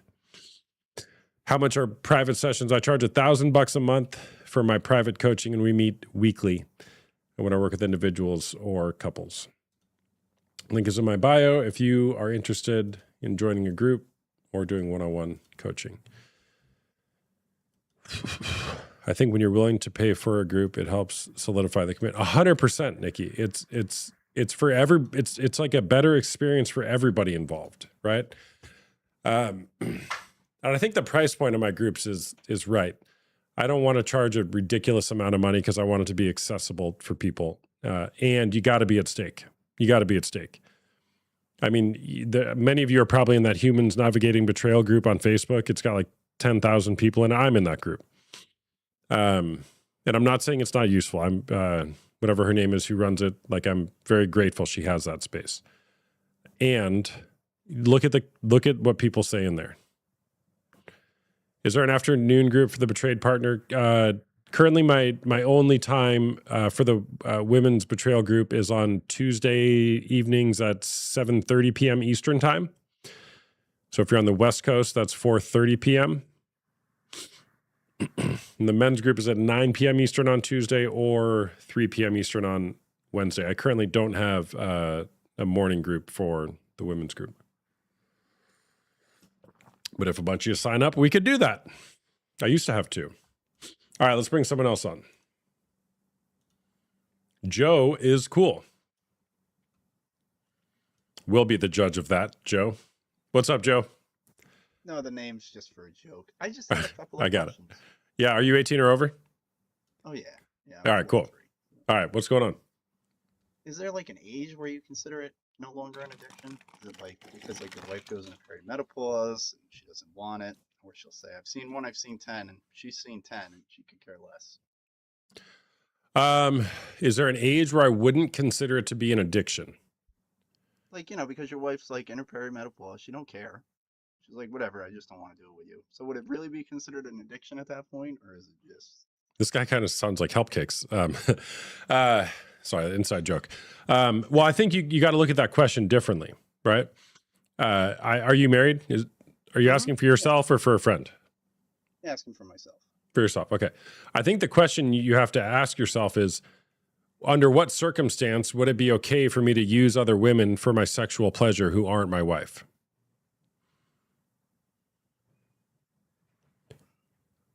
Yeah, I mean, we can look at it that way. So then she says she doesn't want to. It's a week, 2 weeks, 3 weeks. How long do you wait? How should you wait? 10 years? Is that? I mean, perimenopause goes on for 10 years. Is that what we should wait? And still say this is a marriage? This is a strong relationship with no connection. Yeah. Well, I would just say, man, well, first of all, I'm happy to keep it more generic if that's what you're wanting, but would you be open to sharing what's going on for you? Oh, it's just that she would want something different every time, whether it's we go from BDSM to shibari to handcuff role play, it's got to be. But remember, this is somebody that's had quite a few when she was young. So, she's done a lot, felt a lot. And now with perimenopause kicking in, she's just doesn't want it. Okay. I mean, when you've ridden that many roller coasters, there's a point where you're like, I'm good, and I don't know what to say about that. Yeah. That's why I'm So, asking. yeah, I got it. So she's kind of, her desire has gone down and your desire is still there. And Yes. you're wondering, okay, what do I do with this? Yeah. What do Yeah. you think? Wait 10 years. Now remember, like I said, and she said in the beginning, 10's a small number, like she's done a lot of wild stuff. So what do we do? Mm-hmm. Yeah. Well, I don't know what you do. 10 years is a long time if you were to go 10 years, but I think I'll never forget, one of the people who I read their literature and study a lot, had somebody ask her, we haven't had sex in 12 years. What do you recommend we do? And her response was, this question is coming about 11 years and 362 days too late. Yeah. Right? There's a deeper issue here. I've sat and read romance novels with her. I've done all that you can do to, different things. Yeah. But it's, what do you? How long have you guys been together? 25. 25 years. Okay. Yeah. So since you were 18, that's a long time. Yeah. So when did this start, when it seemed like you guys have drifted away sexually? Probably because she's older. The perimenopause when that started. How old is she? 51. Okay. She was 26 and you were 18 when you got together? Okay. Yeah. All right. I mean, How'd it you- fell apart and came back together. It wasn't always constant, that's when it started. And then, you meet, you break up, you meet, you break up, but then but then you're together solid for the last 22 years. So, Okay. Got it. Well, what are you wanting? I don't know. I mean, I would like it to be consistent. That's the way I feel. Yeah. If this wasn't about sex and frequency of sex, what would this be about? Nothing. Nothing. So it's only about sex. Well, it's like I said, she says it's the perimenopause. Okay. She says that that's what drives her from not wanting it. Okay. Well, what else We is can sit down and possible? talk about it. You want to read spicy romance novels together? You want to watch it together? Handcuffs, BDSM, whatever. But it's like it's either got to be at the top of the charts or something crazy. Mm-hmm. Is she open to anything? Anything isn't what. Like any type of sexual activity, any type of intimacy, or it's totally off the table? Most of the times it's off the table. Like I'd have to plan it, map it out, make a moment, You know what I mean? Like, get the handcuffs tied to the bed. Tell her, hey, Tuesday at 6. You know, and then Mm-hmm. Okay, what is it like for you being in this relationship with this change that's happened? you gotta love her, right? I mean, that's why you got together. Mm-hmm. You gotta love your partner. Mm-hmm.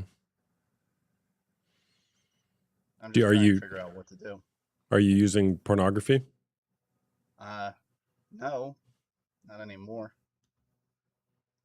Okay. You know, I mean, the first couple of years, you're kind of like, what are you gonna do? Bored.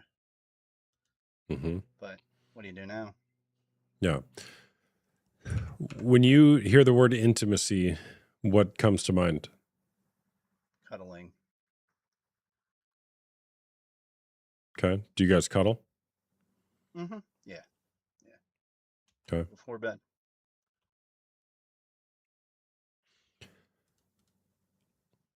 Do you really sound like Help Cakes? Are you Help Cakes?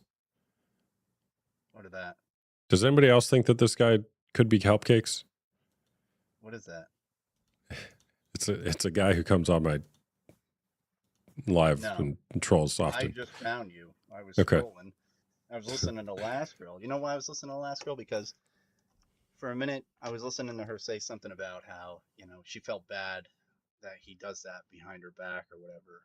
Yeah.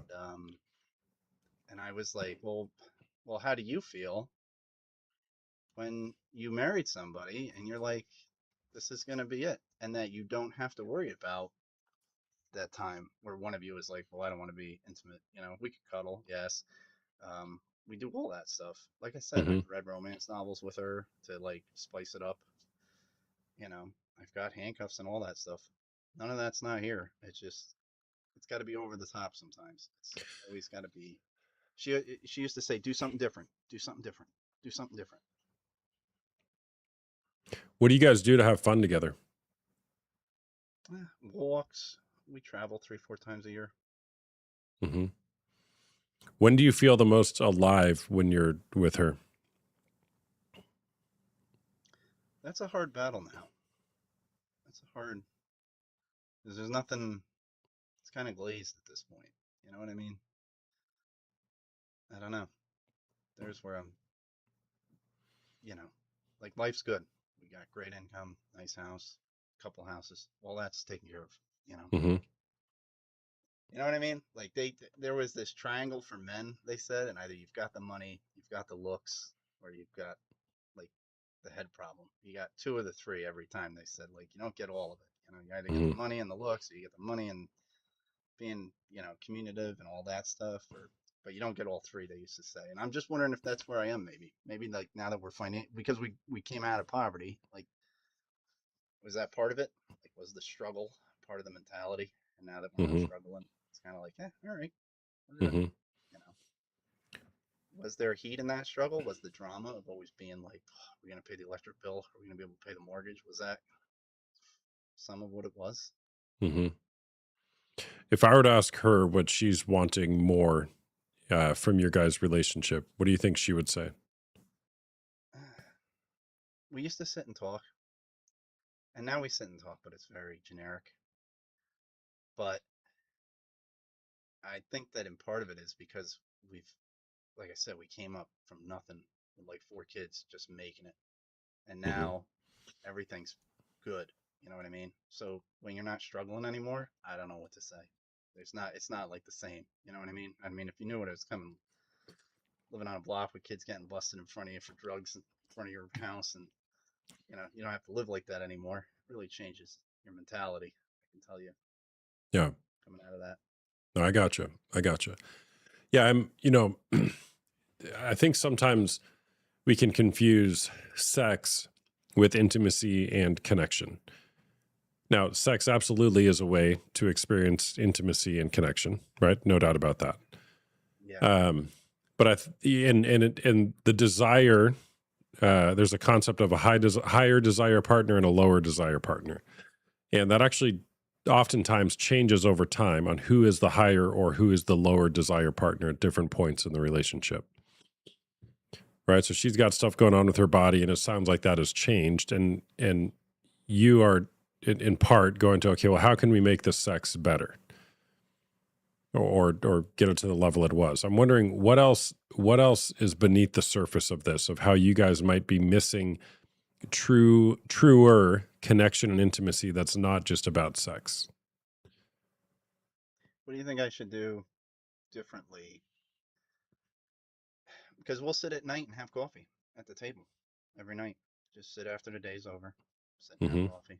You know, sometimes we watch Jeopardy together or some TV show that she enjoys, and then we cuddle before bed.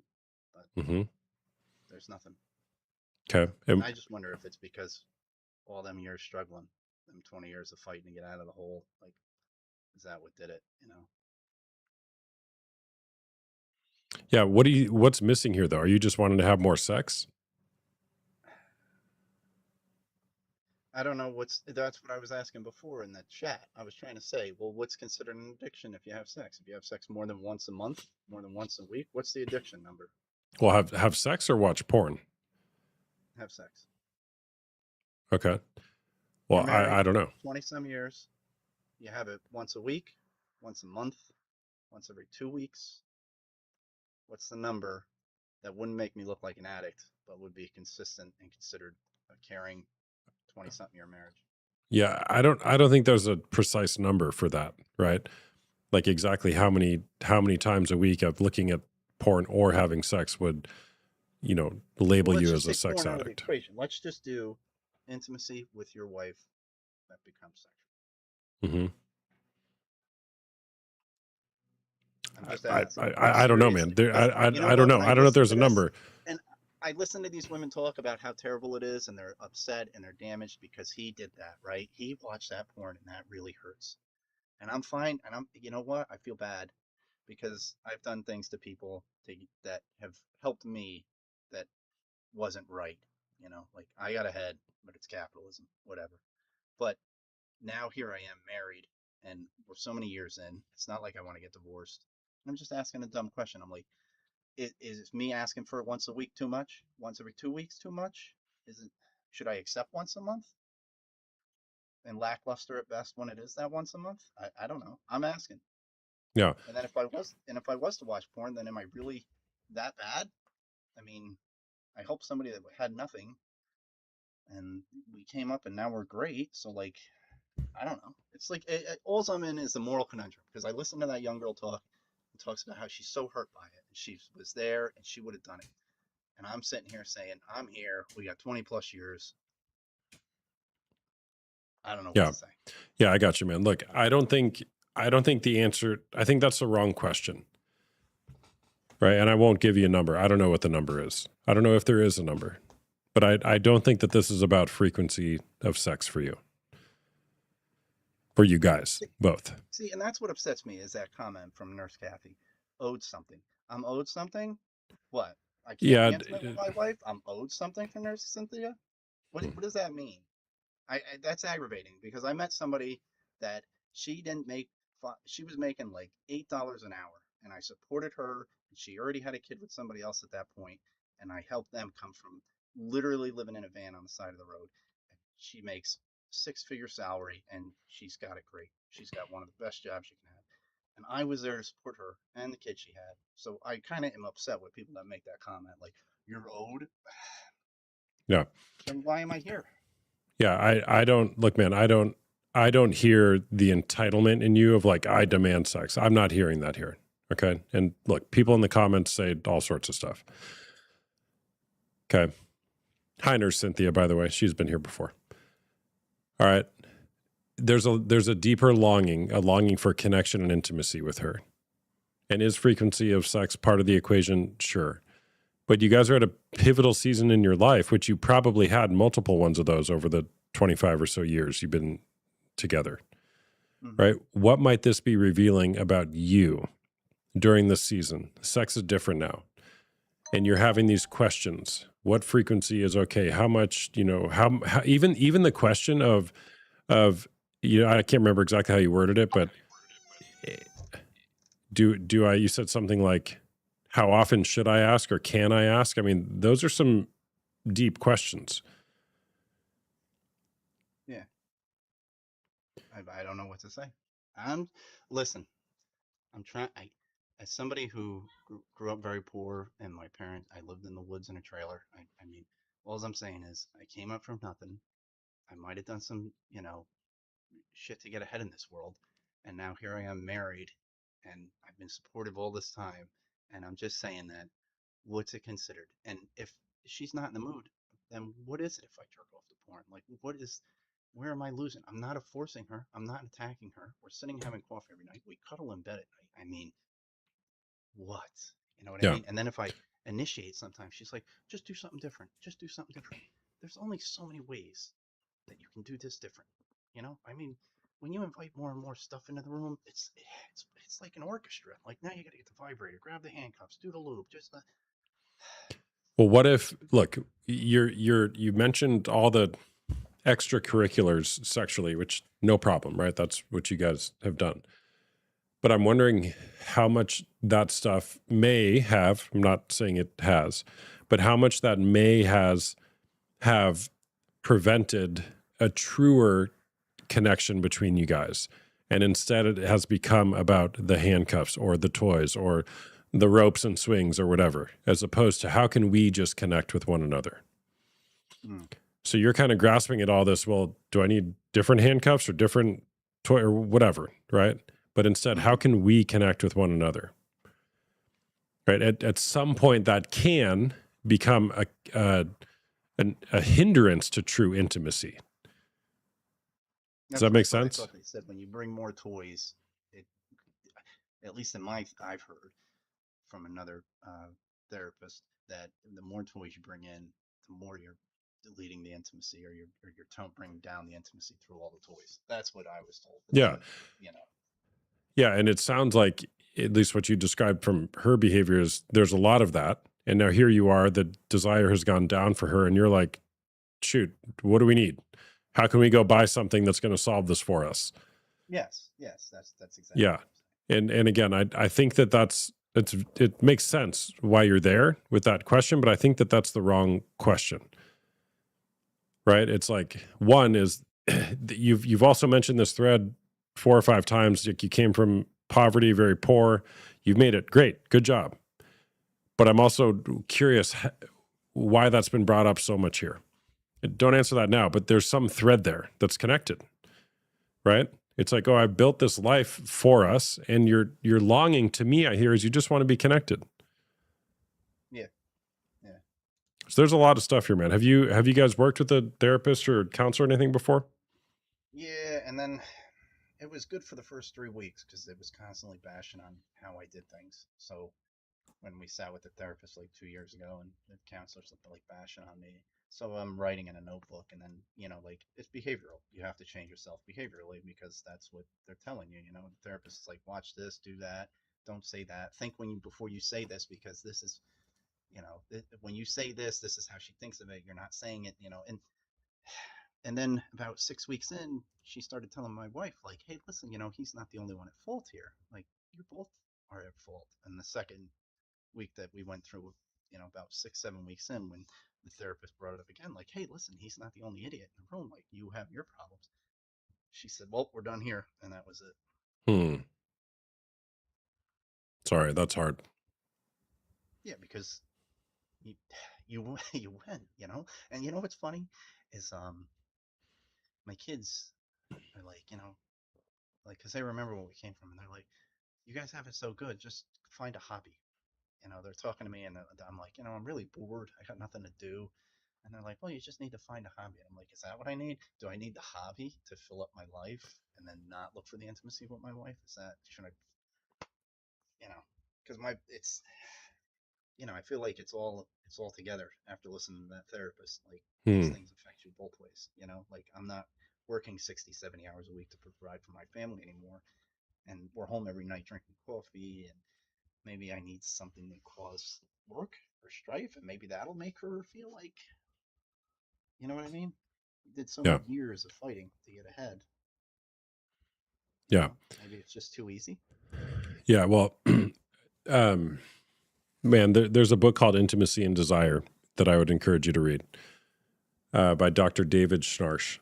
And he talks about a lot of this. The a couple things that stand out to me with what you're talking about is having a solid sense of self. And one way that I have come to understand that concept is, well, it's not all about sex, right? If I'm thinking that sex is going to solve my problems, there's probably something going on inside my heart. Not to say that there's anything wrong with sex. Sex is very connecting. David Schnarch is very pro-sex, okay?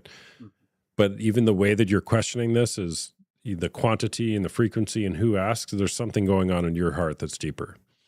The second thing from that book that I think would be helpful for you is he talks about all the issues you're having, all the problems that you guys are having, which, by the way, I've been married for about 15 years. I got all sorts of problems as well, okay? What was so comforting when I read his book is he basically said, welcome to relationship with another human. If you don't have problems, there's something wrong. Because every relationship in the history of ever has always had problems, relationally and sexually. And so that makes you normal. The therapist actually said to us that it would be, because at that point when we went to therapy, I had stopped talking. So I was like, I'm just not going to argue anymore, because it just like at that time, it was just, we were arguing a lot. So we went to the therapist, and at the time she had moved into the apartment to get away from me for a bit because she was just so aggravated. And then the therapist is like, arguing is healthy. And I was like, really? And our therapist is like, yeah, if you guys argue, it'd be healthier than not talking. She's like, so. Totally. Yeah. Yeah. And so there's different seasons, especially in where there's major life change, right? Having kids, kids being empty nested, body changes, right? Job loss, new job. It's going to create new, instead of calling them problems, opportunities to work through with your partner. And I think that's more of what you're up against than the frequency of sex. Yeah. Yeah, I don't know. We'll just sit down and talk again tonight, but I just don't know. Yeah. Well, my encouragement to you is see if you can really tap into the underlying desire and what are you really wanting? Because I don't think you just want more sex. And I'm not down on that, by the way. Okay? But there's something else beneath the surface. Yeah. I should talk to her. All right, I'll let you go. I know you're busy. Yeah. Thanks for sharing, man. Take care. All right. Bye-bye. What's up, chat? W's in the chat for all our guests. D, I saw you out there, man. I don't know if you're still here. Saw you there.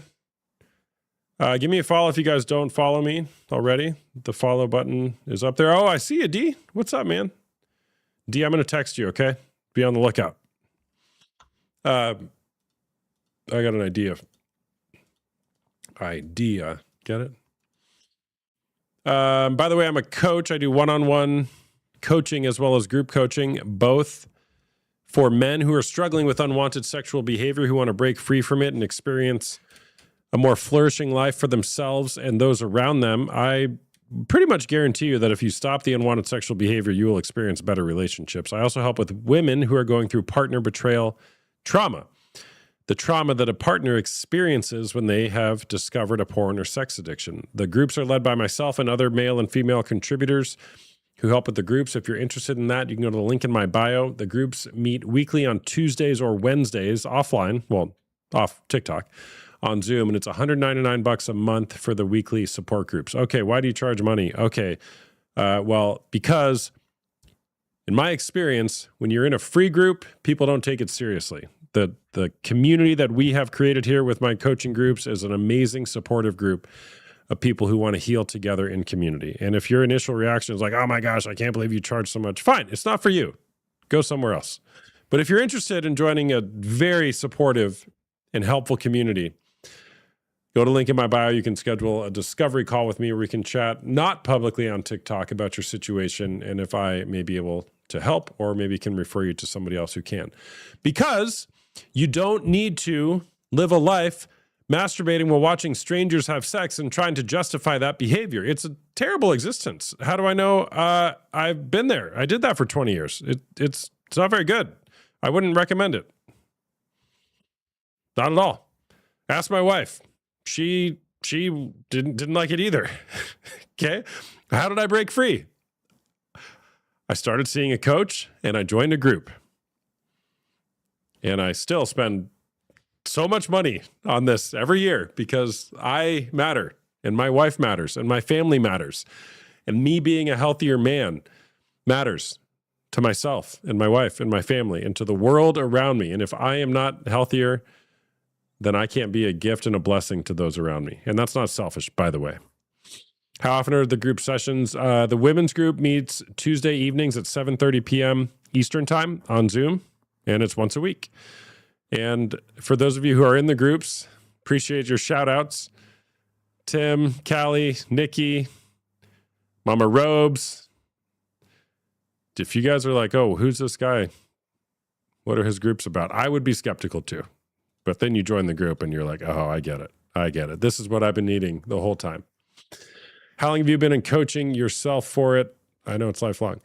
Well, my journey started about 8.5 years ago, coming up on 9 years ago, when I revealed to my wife that I'd been watching pornography for about 20 years. I hid that from her. And in my case, it also escalated into physically cheating about a year into our marriage. And it was pretty devastating, obviously, for all of us. And I confessed to her in August of 2017. It was a terrible day. She was pregnant with our daughter, she was 8 months pregnant at the time, and just absolutely upended her life and my life. It sucked. She never knew about any of my behavior, and I got convicted to tell the truth because I knew that the consequences of my behavior were pretty great for myself and her and everybody around me. And it was a very humbling time in my life to say, all right, this sucks. I need to do something different here. And the next day I saw a pastor friend of mine who sent me to a counselor that I saw for a period of time. I immediately got into support groups and started leading support groups on my own about a year after that. And I've been doing that ever since. And about 3 years ago is when I officially, professionally made the switch to coaching full time. This is all I do. And it's crazy given my story to think that I'd be in this spot helping hundreds, thousands of people through this crazy journey. So how do you help someone who doesn't want help or take accountability? Laura, I'm sorry, you don't. You can't. You can't. You can lead a horse to water. You can even probably shove their face in it a little bit, but they're not going to drink it if they don't want it. I think the better question for you, Laura, this might be hard, is how do you help somebody who's spending so much of their time trying to help somebody who doesn't want help? Ooh, sorry, that might be a tough one. But what are you wanting? What are you wanting? How much longer will you wait and continue not seeing change? What is your life worth? Is your life worth more than just hoping somebody's going to stop mistreating you? I think it is. No, I need it and it hurts. I'm pregnant with our second. I'm scared to be a single mom. Yeah, okay, Laura, look, I'm sorry. Yes, that fear is real. And I'm sure that that's terrifying for you. And every time you find out or discover whatever it is you find out, it probably just feels worse every time. That's hard.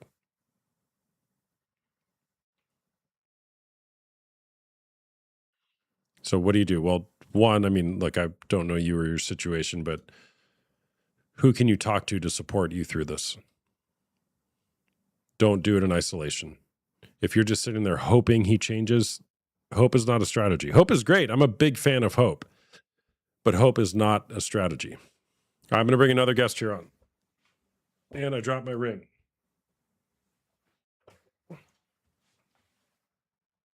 Does anybody else compulsively play with your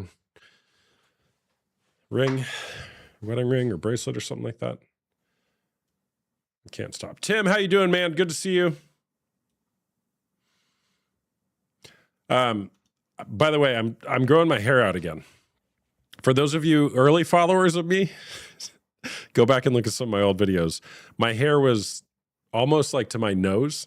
I used to wear a headband sometimes. I got made fun of all the time, but I don't care. And I don't know that I'll go that long again, but I've decided I'm growing it up. So until then, we'll see what happens. All right, I'm going to go potty, and then I'll bring another guest on. Un momento.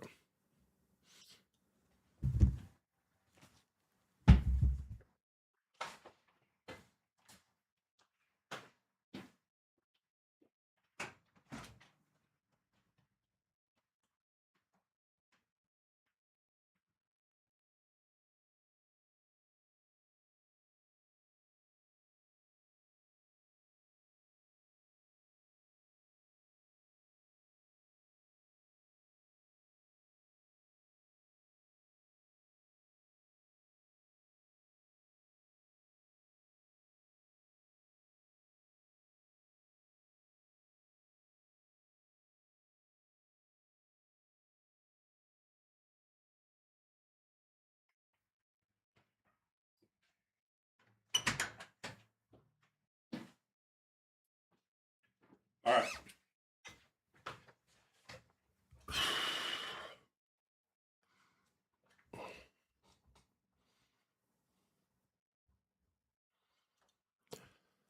All right, let's bring another guest on. Any Bible people out there? You guys want to hear what my son asked the other day? Hold on a second, Lauren. My son said, Dad, if God loves everybody equally, why does he allow there to be winners and losers in war? And I was like, bro, give me a second. I need to go do some homework before I answer that question. Anybody want to take that one? All right, Lauren Hunt, what's going on? Are you okay? What's that? Oh, I don't. Can you hear me? I've never done this before. You'll have to bear with me. Sorry. Oh, I got you. No problem. Are you 18 or over? Yes, I'm 28. All right, where are you calling from? The UK, Manchester. The UK. All right, cool. Well, what's going on? I'll be very brief. Just want to make a couple of points. I definitely agree that it is cheating, unfortunately. I know a lot of guys don't like to hear that, but most women will probably agree with me in one way, shape, or form. Even if they don't at first, I'm sure they do by the end of the relationship as they see it unfurl. Just following on from Joe before as well, what I find interesting is, I think he was called Joe. Sorry, was that his name? I think it was, yeah.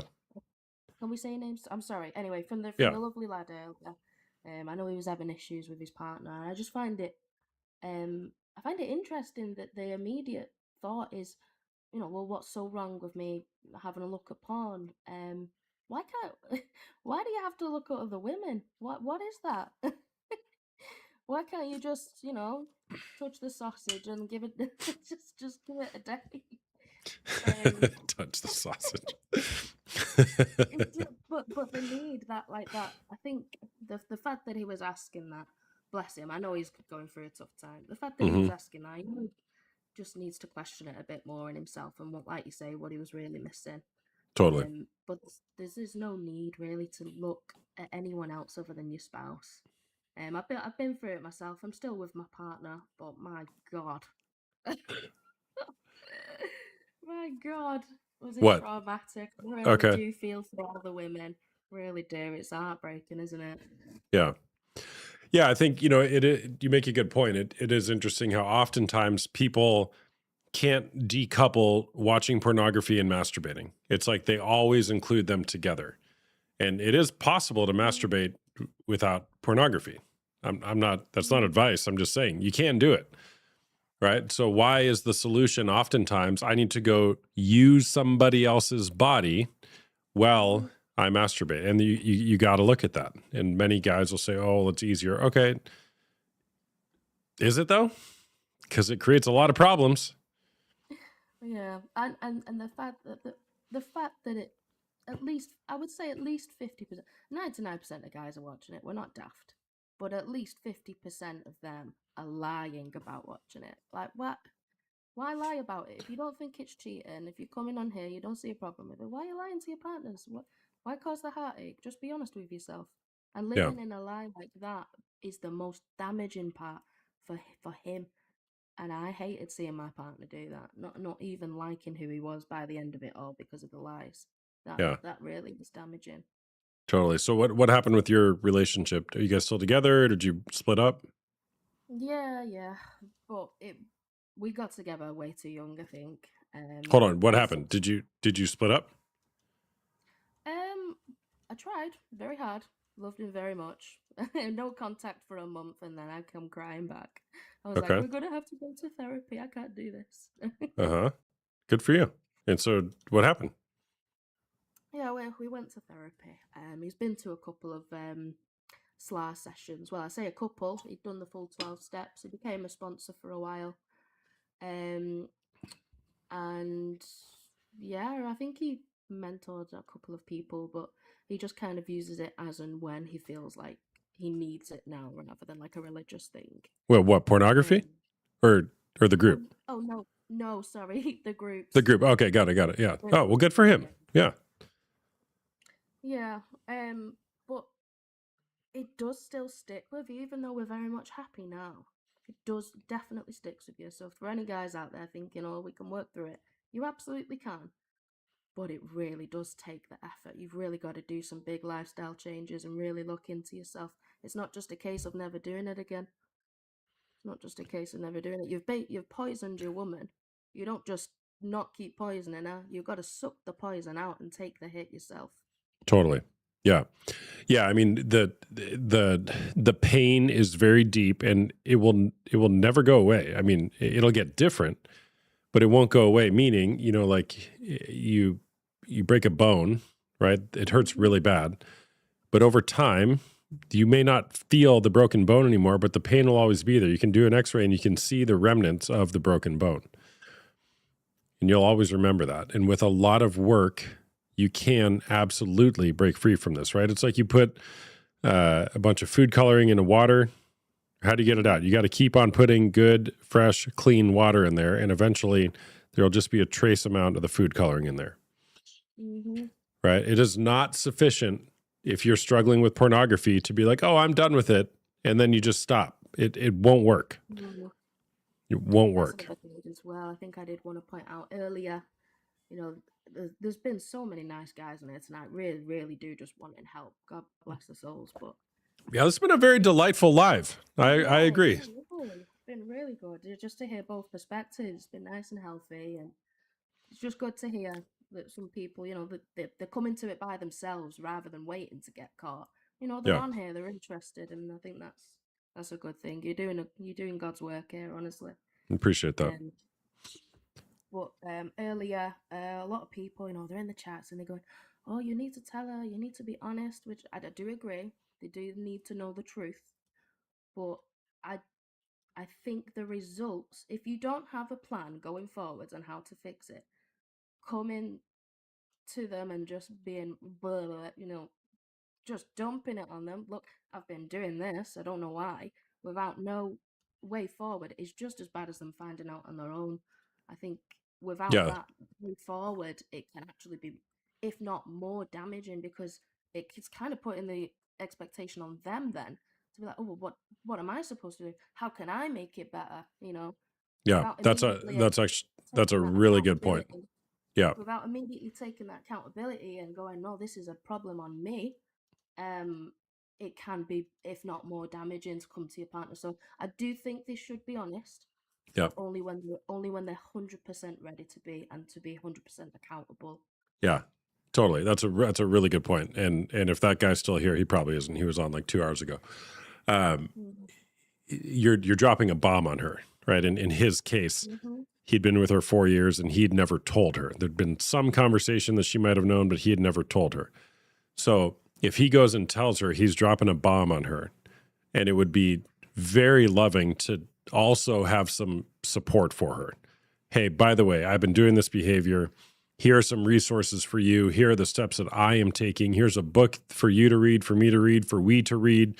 If you have kids, hey, I've got the kids for the next week. Do what you need to do."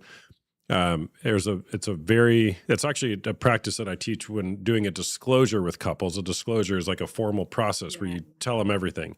And best practice in a disclosure is think about what she might be needing when you drop this bomb on her. Don't just leave her in the dust to then have to go take little Johnny to football practice right after she takes this. Mm-hmm. Right. So yeah, it's a good call out. All right, what else? I mean, there's so much to talk about, really, but I want to give others a chance. I think for any of the guys listening, I know it's not a personal attack. It really isn't. We're not saying you're an awful person because you're doing this thing. It's just that you're not really being their partner. You're not being monogamous. You're not being faithful. You're not being honest. And those are just qualities that most women really don't want in a partner. So unfortunately, you are going to have to change it. But another interesting fact, I don't know, maybe if it would make people think any differently, is the science behind it, the actual effects that it has on the brain. It completely just reduces the amount of grey matter and the activity that's going on in your prefrontal cortex. It really does damage. It makes you more impulsive. Because it's just such a high reward system, constantly getting something for basically nothing, that high gratification, the reward, I've got it instantly. And it tends to make people just be a little bit lazy, but I won't go too much into it because I'm not a scientist myself, but if you do look into it, it actually does do some damage to your brain, just as a man alone, but let alone a developing young boy. Oh my God, that poor soul before he's 6 years old. That is so sad. Yeah. That is so sad. Yeah, totally. Yeah, you don't have to be a brain scientist to know the facts, and you're spitting them here. The books, Your Brain on Porn by Gary Wilson and Mind Over Explicit Matter by Dr. Trish Lee really do a good job explaining the brain science behind it. Yeah, I would just probe them to be a bit more interested. Be curious about why you are the way you are instead of shameful. Look into Totally. it, and then you'll get there. Totally. Yeah, I think the best place to start, if you're a man or a woman wanting to explore your sexual story, but let's say you're a man struggling with pornography, I think the best question to start with is, what was it like to be you as a child? You got to start there. Yeah. And then figure out what got you to the present day. And that'll reveal so much about how it started, why you stay in that behavior, and why you're continuing to be in that behavior. Yeah. Yeah, absolutely. Can we have her co-host weekly? The chat loves you, Lauren. Really, I've not even been reading the comments. Sorry. Let's have a look. That's right. All right. Well, thank you for sharing. Yeah. No, appreciate it. Thank you so much for having me. Yeah. All right. All right. Take care. Bye-bye. See you later. Bye. Let's bring Help Cakes on real quick. Help Cakes, how's it going? Oh, it's going okay. I have pottery class later. Oh, nice. What are you making? Well, it's more about keeping my hands busy. Oh, yeah. Idle hands are the devil's workshop, right? Yes. Yeah. Yeah. Well, what's going on? I'm probably going to make a flower vase for my wife. She's a little angry at me. What'd you do? You know. You looked at porn again? I've fallen. You fell. How hard? Pretty hard. Pretty hard? Yeah. Harder than Khomeini. I don't know what that means. Is that the Iranian guy? Oh, okay. Yeah, got it. Yeah, Yeah. He fell pretty hard. Yeah. Yeah. Okay. So you're going to make her a flower vase to try to make up for it? Yes. Do you think that's going to work? No. No, definitely not. But it's the point of it that I'm trying. No, I don't know. I think it's all about what you're actually doing, not just trying. Trying's great, though. Well, it's better than not trying, right? I don't know. Is it? It's all about heart change. That's probably what she wants. Just some heart change. Why don't you make a pottery heart? Well, yeah. Are you microwaving something right now? Yeah, I'm making a bean taco. Cakes. Is she there right now? Yeah, she's here. Can we talk to her? Yeah, hold on. Honey? Come on, I always call you honey. Hello? Oh, hey, what's going on? Oh, nothing. How are you? I'm doing all right. I heard he stumbled again. He did. Did you overhear? He's going to make you a flower vase in pottery class. You think that's going to help? You know, he took basket weaving last year and made me a basket. And then he went right back to his old self. Oh my gosh, this guy. He doesn't get it, does he? No. Oh, I'm sorry. I would leave him, but, you know, he makes good money. Well, is it worth it? Well, he bought me a Rolex, and a Mercedes. So if he wants to pull a little,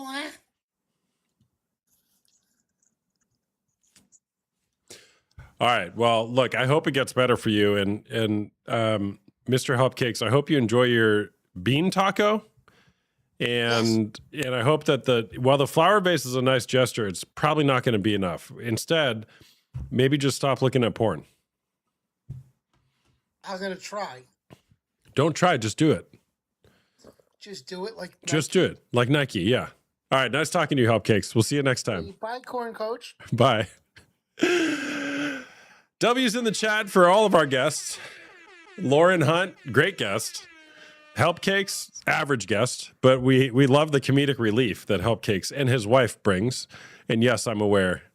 Yes, I'm aware. He's my favorite troll on the internet. He should get an award, like the trolling award. I think he's fantastic. We always appreciate you, Helpcakes. All right, let's bring on another guest. Hey there, what's going on? Wait, you could. You look pretty stupid though. Hello? Hello? Lynette 4. Hello? Hello? You're managing to sleep better, alright? Hello? Hello? Okay. Okay. Okay, people.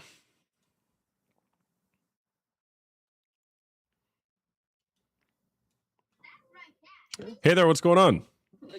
Hey, brother, how are you doing? I'm doing good, thanks. Are you 18 or over? Yes, sir.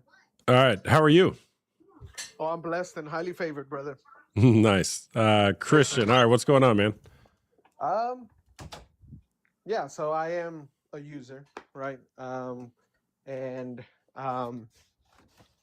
hate myself for it, you know, and yeah, I really don't know, you know, what I'm looking for from this conversation other than to, you know, say that it is cheating, right? Because I know how much it hurts my wife.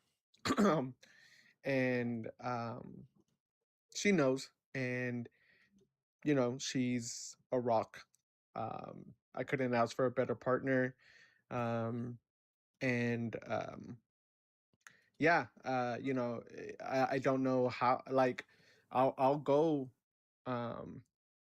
I guess weeks or so without doing anything, and then you know, something happens and I use it as a outlet. And I know I shouldn't. Like, obviously, there's a million other things that I could use as an outlet, right? Um, but that's what I fall back on, and I think it comes, um, you know, I mean, it's been since childhood. You know, I got exposed very early, and never saw it as a problem or anything like that until probably until I got married with my current wife, right? And saw how much it hurt her and started going to church, and you know, obviously, you know, from that point of view as well. um but yeah, you know, I don't think it's a enough talked about subject, right? I think it's kind of taboo, like, and people stay away from it, and especially men. And I think one of your other previous people came up here and said that, you know, people hide it or are ashamed to talk about it or whatever the case may be from a man's point of view. And and maybe that's why I was able to keep it hidden for so long and feel like I wasn't doing anything wrong, just because it was so taboo to hear, to talk about it, right? Um, and even from my wife, right? But it felt better, I guess you can say. Kind of like a relief that I could talk to my wife, and I know other wives probably wouldn't be as strong. But yeah, I mean, she was strong for me, and she's helped me out of other addictions as well. And like I said, I can't thank God enough, right, for the person that He's blessed me with, and yeah, I mean, like I Yeah. said, I mean, I could go on and on and on, right? But I feel like I'm going in circles at this point. No, But you're good, man. You're good, man. I yeah. appreciate you sharing. Have you ever? Who else in your life knows that you struggle with pornography? People at church, Okay. that I've been involved with, like not everybody at church, right? But like the small groups that I'm involved in, and people that I'm really close to, and yeah, just me, my Okay. wife, and yeah. Yeah, I got it. It takes a lot of courage to come here and publicly talk about this on TikTok. What do you just notice coming up in your body right now as you do this?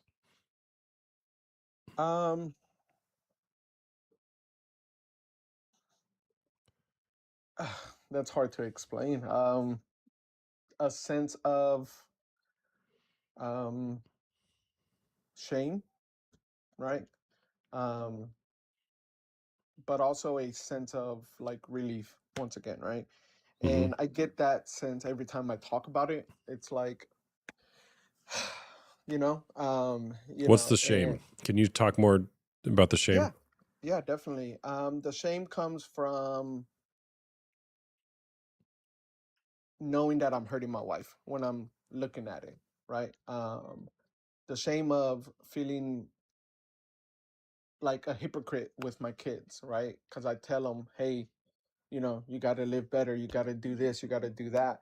I have an older daughter, and so that's a whole different conversation to be had. But when I tell them, hey, you got to respect your partner, you got to respect yourself, you got to live the godly way, and then I turn around and go do something like that.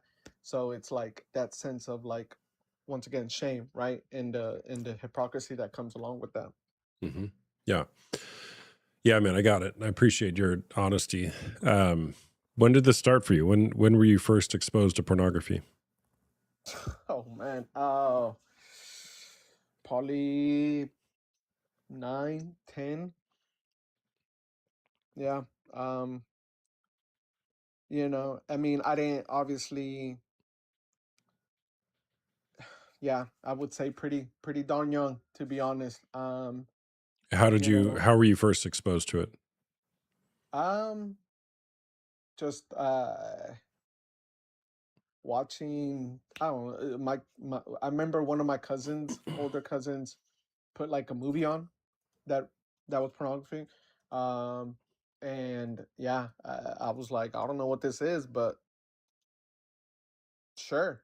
I mean, I knew what was, I knew I was a naked person, and you know, and I was like, oh, whoa, what is this like, And so, I started like finding magazines around the house and stuff like that, and so obviously, I'm 37. I was born 88.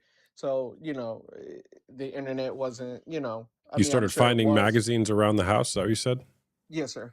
Whose magazines were they? My older brothers, and then my father's. Okay. Yep. Yep. And he had them hidden, but like once I found them, like I would always put them back where I found them. And so I knew where to go. Right. And my dad had They weren't movies. hidden. They weren't hidden. Not They weren't in, I hidden. mean, not They were hidden they good were enough. they were out of plain sight, but they weren't hidden. He made it Right. available for you. Yeah. Yeah. Yeah. I guess you can say so. Right. And yeah, I mean, he tried, like you said, not in plain sight. Like they He weren't didn't. just off the He street. didn't try. He didn't try.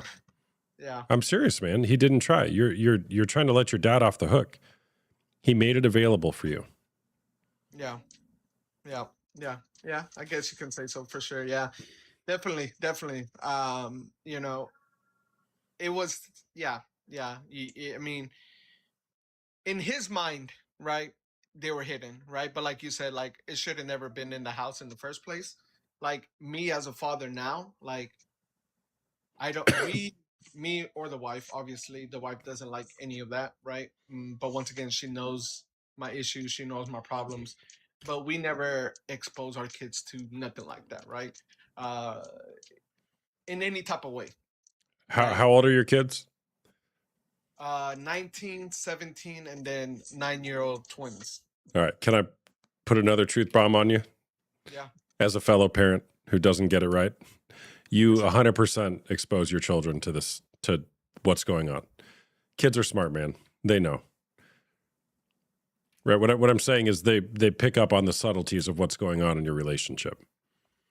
We, as parents, we think we're shielding our kids from stuff that's going on. They know. Right. And they know. What I mean, yeah, no, for sure. They obviously know that. What I mean by exposing is like, I don't keep like movies around, right? I don't keep Yeah. I got you. around. Yeah. I don't want them to fall into that type of addiction. And that's Yeah. what I mean, right? Yeah. But like them knowing that we're arguing about something or, you know, but they don't know what I'm arguing, like, they don't know my issue, right? As far as I know, right? Maybe my older kids overhear something. As far as I know, they don't, right? Well, yeah. I mean, I don't disagree. And kids are a lot smarter than we tend to give them credit for. Anyways, all right. So how bad is this affecting your life right now?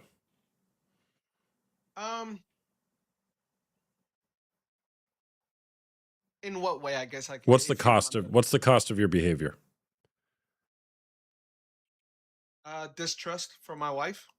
Right? And what's the cost of being in a marriage where your wife doesn't trust you? A lot. A lot. Yeah. A lot, right? A lot of I mean, we've come a long way, you know, don't get me wrong, like our relationship is way stronger now, I think, with me being open and honest with her than it was back then, right? But yeah, definitely still obviously, you know, when she sees me on my phone, she's like, "What are you doing?" Or if I take too long in the restroom, "What are you doing?" You know, so obviously that comes along with it, right?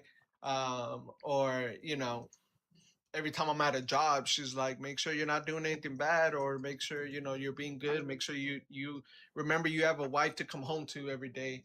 And so those little reminders is like, damn, I shouldn't have to be reminded that I have a wife to come home to. But you know, I can't be mad at her, right? Because I put myself in that situation. I caused that. And I used to get mad. I'm like, dude, like, get off my back. Like, yes, I know I have a wife to come home to and I love you and all this other stuff. But now I'm like, I accept it for what it is. And all I can do is show her, hey, I'm not that person anymore, right? How often are you using pornography? Jay Stringer joined. Let's go. What's up, man? How often are you using pornography? Sorry, I was reading the comments. Not as often as I used to, for sure. How often? Maybe a couple times a month. You know, and so like I've learned to like I said, like get my head into something else, or, you know, go outside and play with the kids, or go fishing, or after you use pornography and then you see your wife after that, what feelings come up for you? Like I said before, shame, right? Disgust, sadness, right? The realization of, damn, I fell again, or you know, yeah, you know, I mean, I could list off a whole bunch of different things, but I think those are the main things that come across, you know, that feeling of yeah, just regret, shame, disgust, sadness, and just like, I was like, all this, I'm gonna cause pain again for a momentary, you know, sense of enjoyment, Mm-hmm. and yeah, and I was listening to, I know you said something about, with the previous person from UK, people tie masturbation to pornography when it's like I could just, pull up a picture of my wife, right? But I don't know like what your thought on that is. Obviously, it's like, well, why pull up a Well, picture of your wife, or why pull up a video of your wife? Just go to your wife, right? Physically go to your wife. well, that's a good question. Why are you not doing that? Let me take a time out for 1 second, Christian. Is Jay still here? She knows about it, Emma. No, I got that. If Jay Stringer's still here, I saw his name pop in. I don't know if he still is, but Jay, we in the chat just want to say thank you for your book, Unwanted. I reference it all the time on here. And Jay and I have chatted a number of times offline. But he has another book that comes out tomorrow called Desire. And I would highly encourage you guys to go look at his new book, Desire, on Amazon. I got my shipping notification today that it arrives tomorrow. I pre-ordered it like 6 months ago.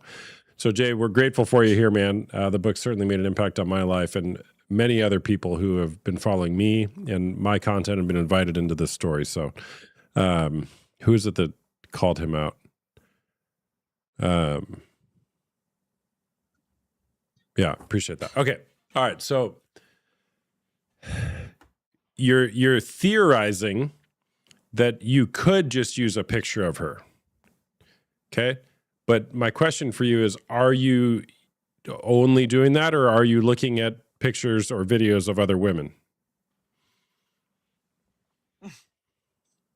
Yeah. I'm obviously looking at videos. Okay. Of other women. Yeah. All right. Yeah. So then your theory kind of doesn't mean anything because you're not even doing it. Right. Yeah. Listen, like, I'm not here to justify anything I'm doing. I got it. Yeah, I got it. Don't get me wrong. Like, I 100% know what I'm doing is wrong. It is 100% cheating on your wife. It is 100% just wrong, right? And no, in every sense of the word. And I'm not here to justify or to say, poor me or anything like that, right? Like, I'm a horrible person for hurting my wife, right? And I'm the only one that can change, and trust me, I want to, right? 100%, right? But I'm not less attracted to her, like Emma says. Yeah, I got it. Your language is so strong. You're a horrible person for doing it. Earlier, you said you hate yourself for doing it.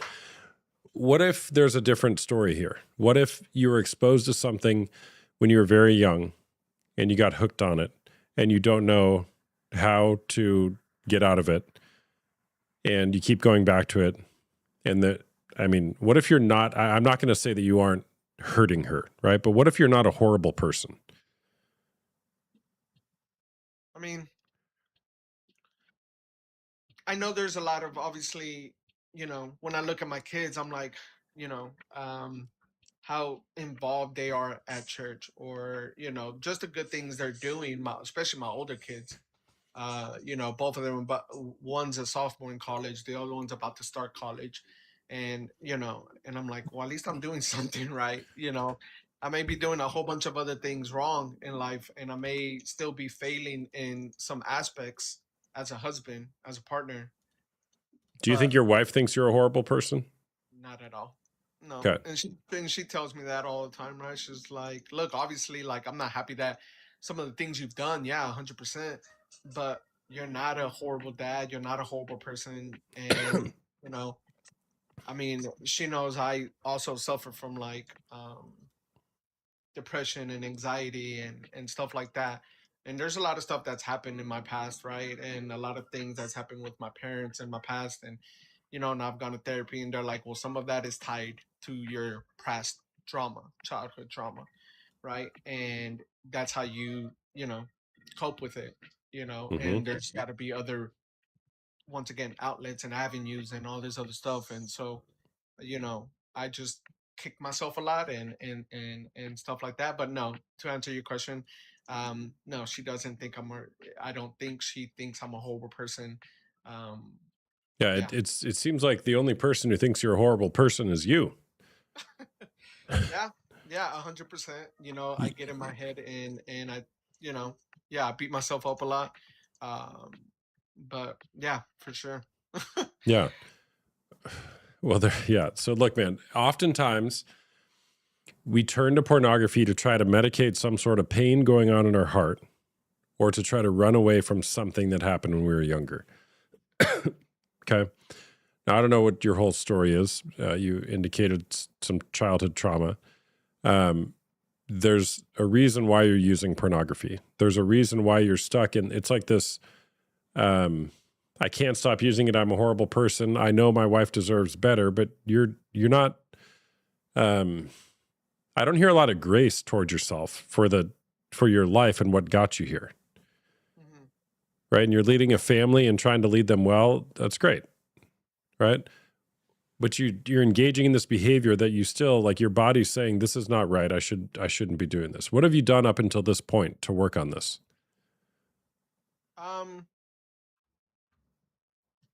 Other than being more open about it, with my wife and the people I trust at church,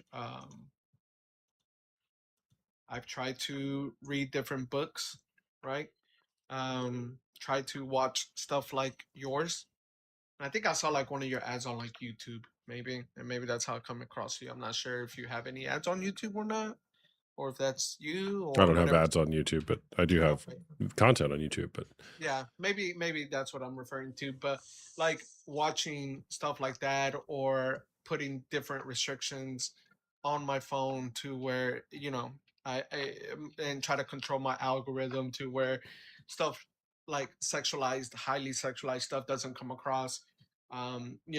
Stuff that I watch on I don't when I do watch TV, but I try not to watch as much TV.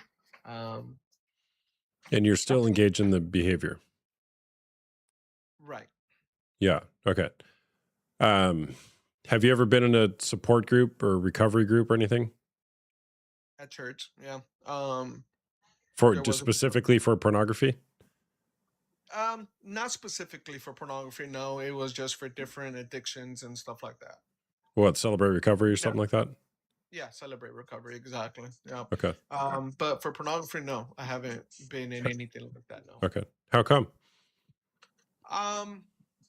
More than anything, just because I didn't think it was an issue, right? I didn't think it was a problem. Like I said, until I met my current wife. Have you been married before? I have. Okay. I have. And how long have you been with your current wife? Since 2011, so 16 years. Okay. All right. Okay. So you realized it was a problem when, like, at the beginning of that relationship? No, very, very very, very late in our relationship, or not late, but like more recently than at the beginning. Like, and when I say recently, I probably would say probably within the past 3 to 4 years. I was more open about it with her. But before that, and I know that sounds horrible. Like, obviously, being together that long and then keeping, doing stuff like that and all that. I understand and I get it. It's wrong. I don't want the chat to think, or for you to think that I know, or that I think what I did wasn't wrong. I got you, man. I got you. Yeah. I hear someone who genuinely is acknowledged that he's got a problem that's negatively impacting other people and he wants change. I hear that. I don't know how bad you want it. I don't know if you're ready to give it up yet. Oh, yeah. No, I 100% am. And that's why I'm like, well, let me go read this book that talks about pornography. Yeah. And how to beat it. Because I don't like living like that, and I don't like feeling the way I do afterwards, right? Like I said, for a couple of minutes of that high, like, oh, whatever that high comes from. And you being, I know you said that you used to do that, and so maybe you understand what I'm saying, but like for those couple of minutes of feeling good, like, and then afterwards, and I'm not just saying, I feel that I feel like disgusted and shame and all that for like days, right? So it's not just, for a couple hours afterwards. Like it's days when I'm like, damn, why'd I have to do that? Or Yeah. damn, like, I know I can be better and I want to be better. Okay. And like, and Will I get you? your Will point you? about not wanting bad enough. I got you, man. I got you. Will you schedule a call with me and we talk privately on Zoom? Yeah, I can do that for sure. All right. There's a link in my bio. It says to schedule a discovery call. It costs $1. Do you have $1? I do. Yes. Okay. So it'll cost you $1 and we can chat offline. But and I'd love to help walk you through this because I sense that you want change. Okay. But it's like in reading books is great. I'm a big fan of that. Right. But if we don't catalyze what we're learning into action, nothing will change. Yeah. Right. Yeah. Yeah. And part of that is, bye, Lauren. Great chatting with you. Part of that is learning, educating, but then moving that into action that we can take for our life, right? Yeah. And so I'm hearing here it's almost like you're kind of like a rudderless ship with regard to this issue. Like you have an awareness about it, your wife is impacted by it, but it's like, how do I actually be grounded in something to move me forward into new behavior while having accountability in that process? Yeah. Yeah.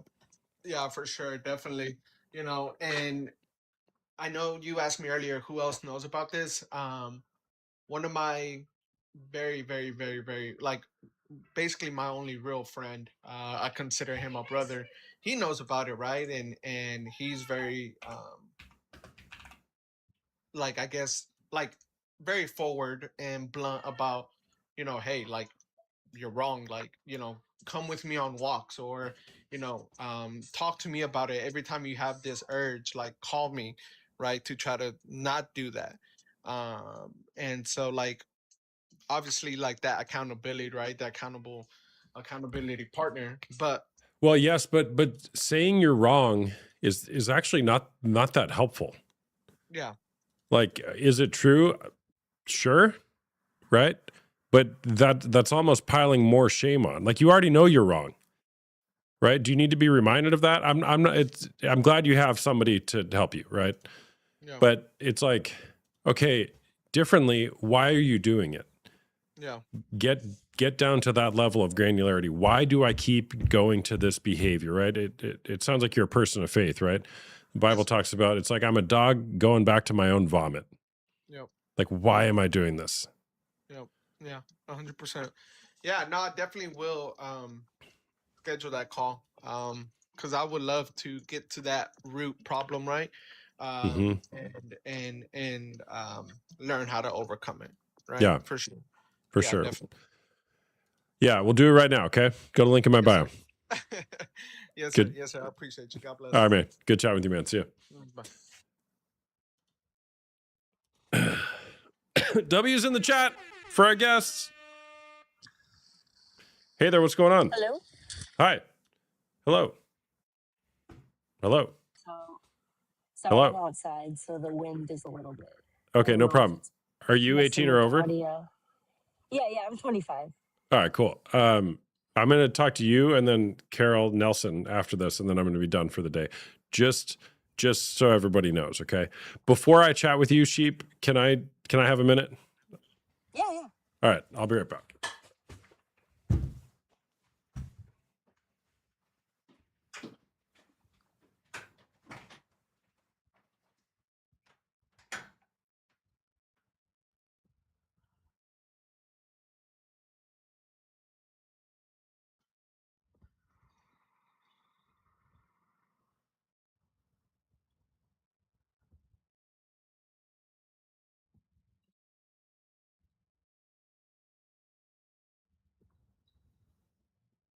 Is outside noise too distracting, chat?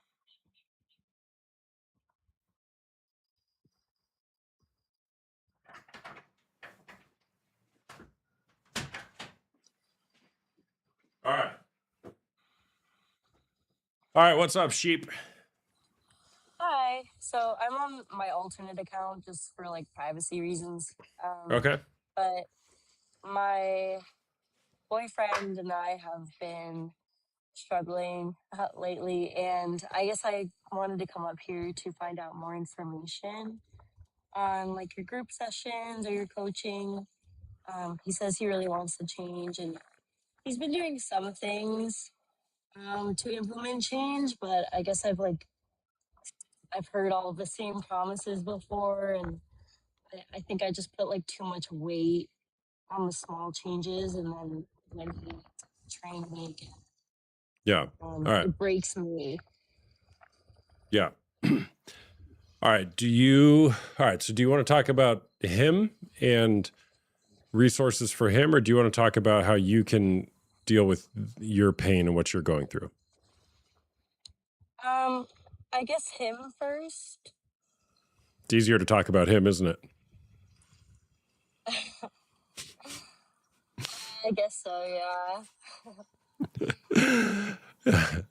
Okay. I don't know, 'cause, I mean,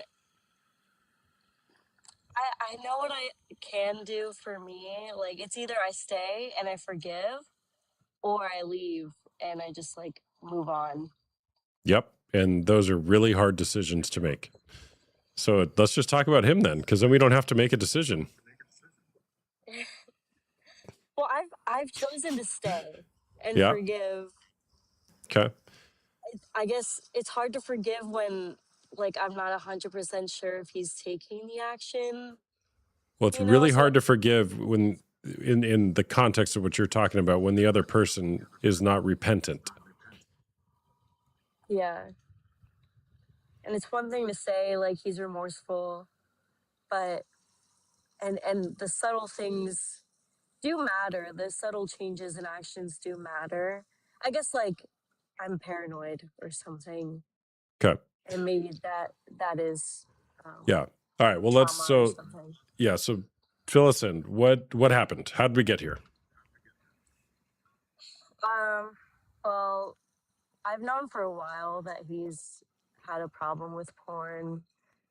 Sorry, I know this is censored. With corn, and he had like sexted someone in the beginning of the relationship, and I was able to forgive him probably like 3 months in, but now we're a year and a half in, and he cheated. He went to a massage parlor and got a happy ending. And maybe I should give context a little bit prior to that. I've been trying to help him overcome like porn addiction for ever since I found out about the sexting in the beginning.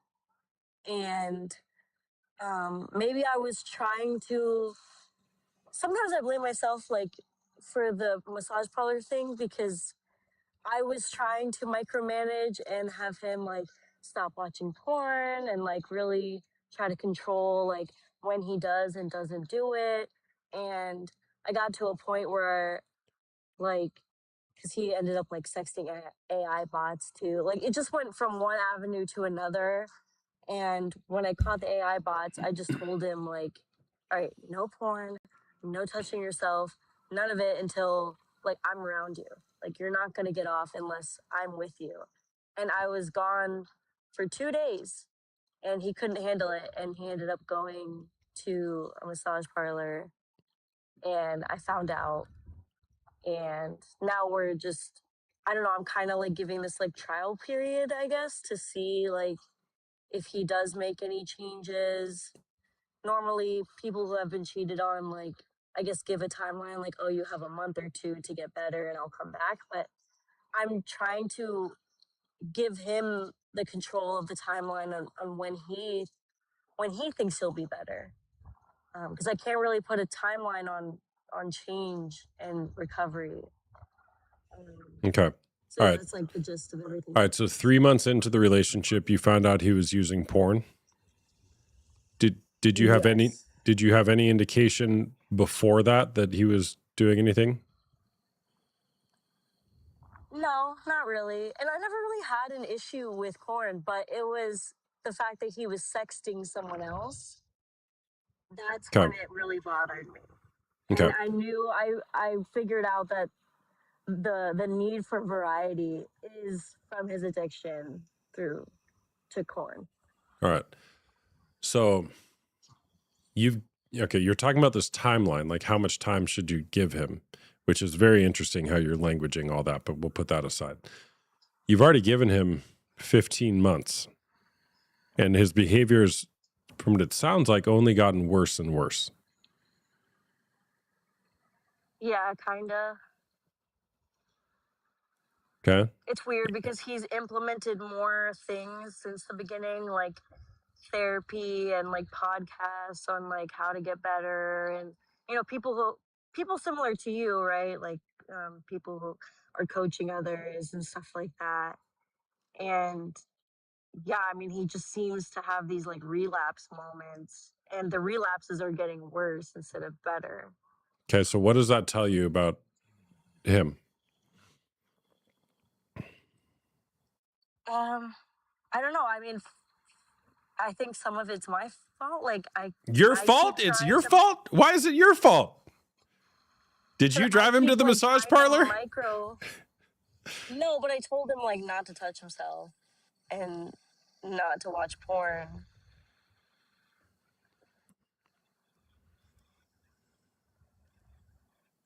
And I don't know, his stupid way of justifying it was like, oh, well, I couldn't do it to myself, and I promised you I wouldn't do it.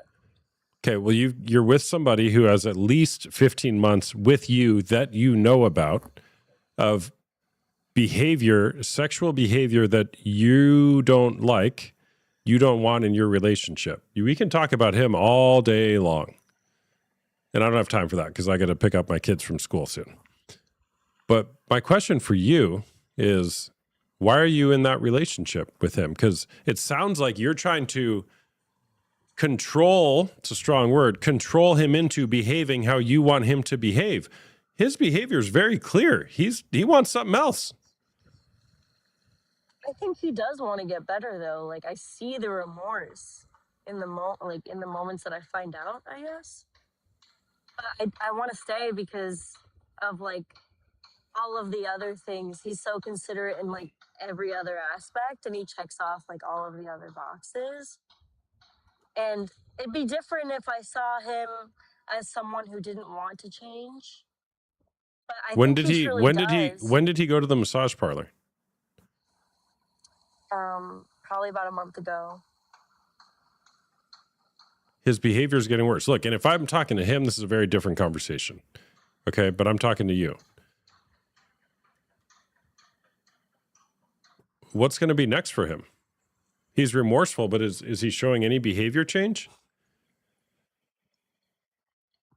He started seeing an addiction counselor recently.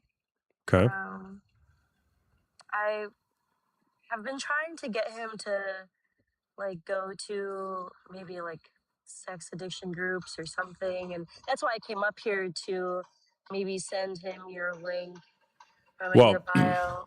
Well, look, you can send him my bio, and if he wants to schedule a call with me, notice if he wants to schedule a call with me, not if you want to say, hey, I scheduled a call for you to talk to this guy I met on TikTok.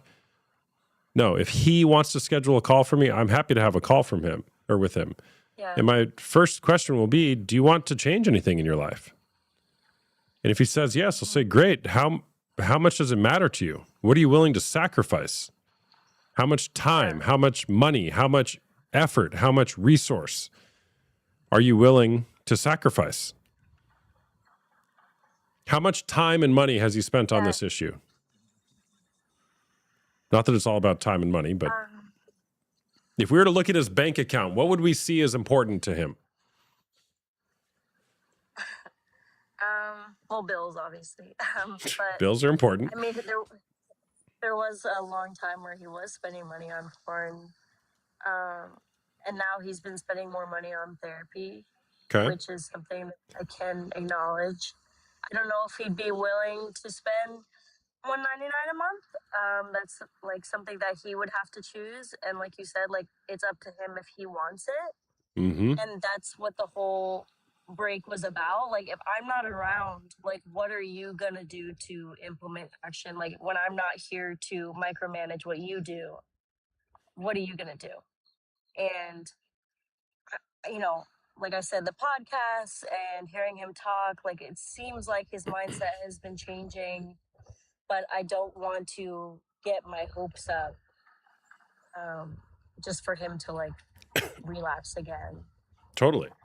Totally. And look, if somebody made a very good comment, HBK, going to therapy and changing from therapy are two different things. And again, not to make this about money again, but is he paying for his own therapy? Yeah, he pays $80 a session right now. $80 a session. All right. This is not a knock on therapy, right? But $80 a session is very, very inexpensive for therapy. And there's a saying, there's nothing more costly or more expensive than bad therapy. Yeah. Okay. No, I'm not. I have no idea if the work he's doing is good or bad. Right. Good for him for starting doing that. Right. But the question is, what type of change is he actually trying to create, and is he achieving that? Are you working on a job site right now? What are you doing?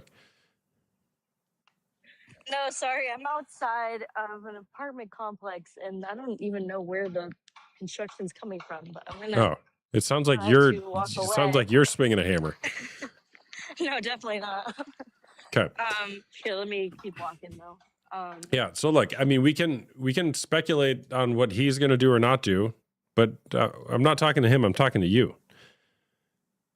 What is it like for you to be in a relationship where your partner is looking at pornography, sexting other women, acting it out by going to massage parlors, paying for sex, but everything else is fine, is what you're saying? What is that like for you?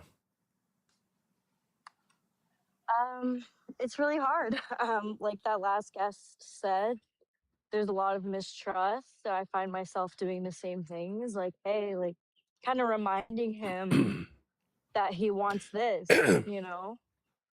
I find myself like probably every other night, like I have dreams of him cheating on me again. And I just feel anxious all of the time when he's not around. Do you guys live together? No, practically because I'm over at his house most days.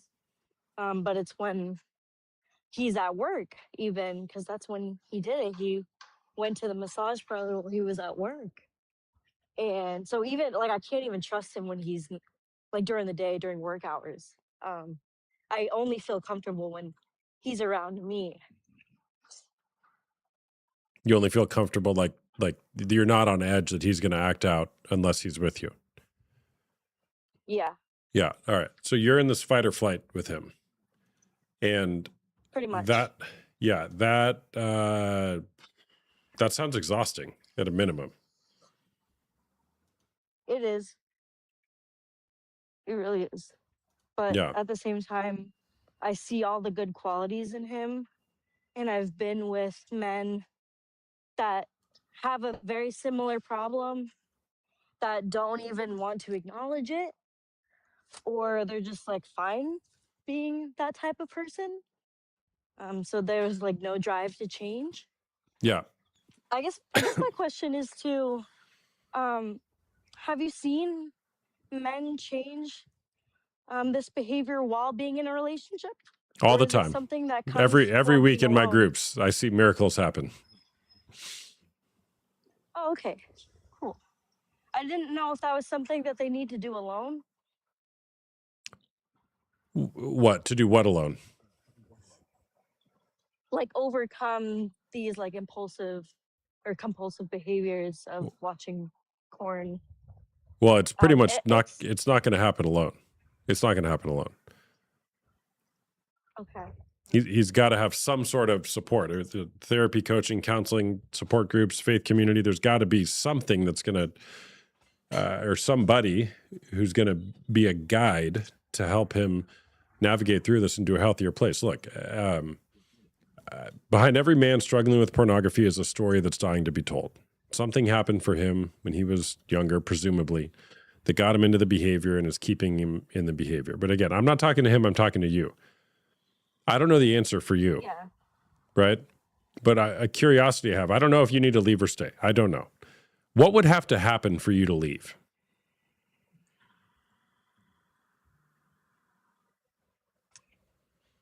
I guess if he were to cheat on me again. Okay, But so I one find more myself time cheating? shifting the boundary goalposts. Yeah. Okay. Have you But just I had said that initially, right? okay, so you said it initially. If he cheats on me, you'll leave. And now you're saying, okay, fine.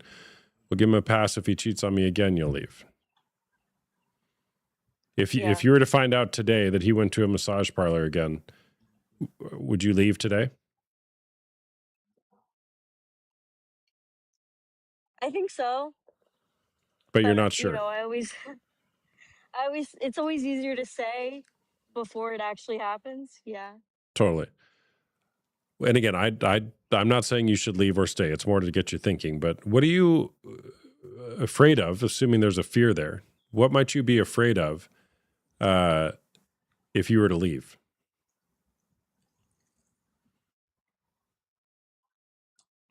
That I'm not gonna find anyone else like him. That makes me feel like outside of the cheating, and this That makes sounds you feel stupid, what? but outside, Oh, go ahead.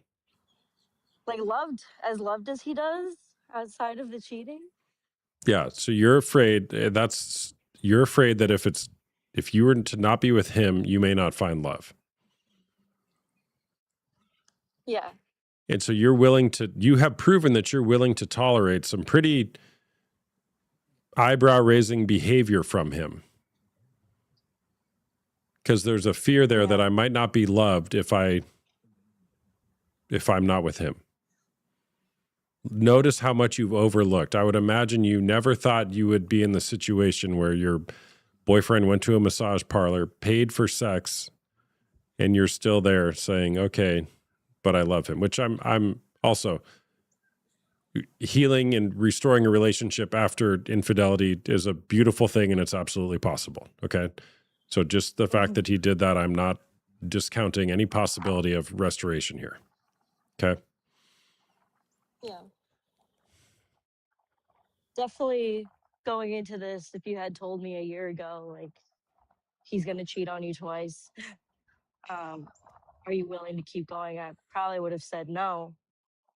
But I do hear of stories of marriages getting over this and they live together happy, faithful the rest of their lives, you know. So Totally. it's more so the action, you know, like you said, if he wants to do it.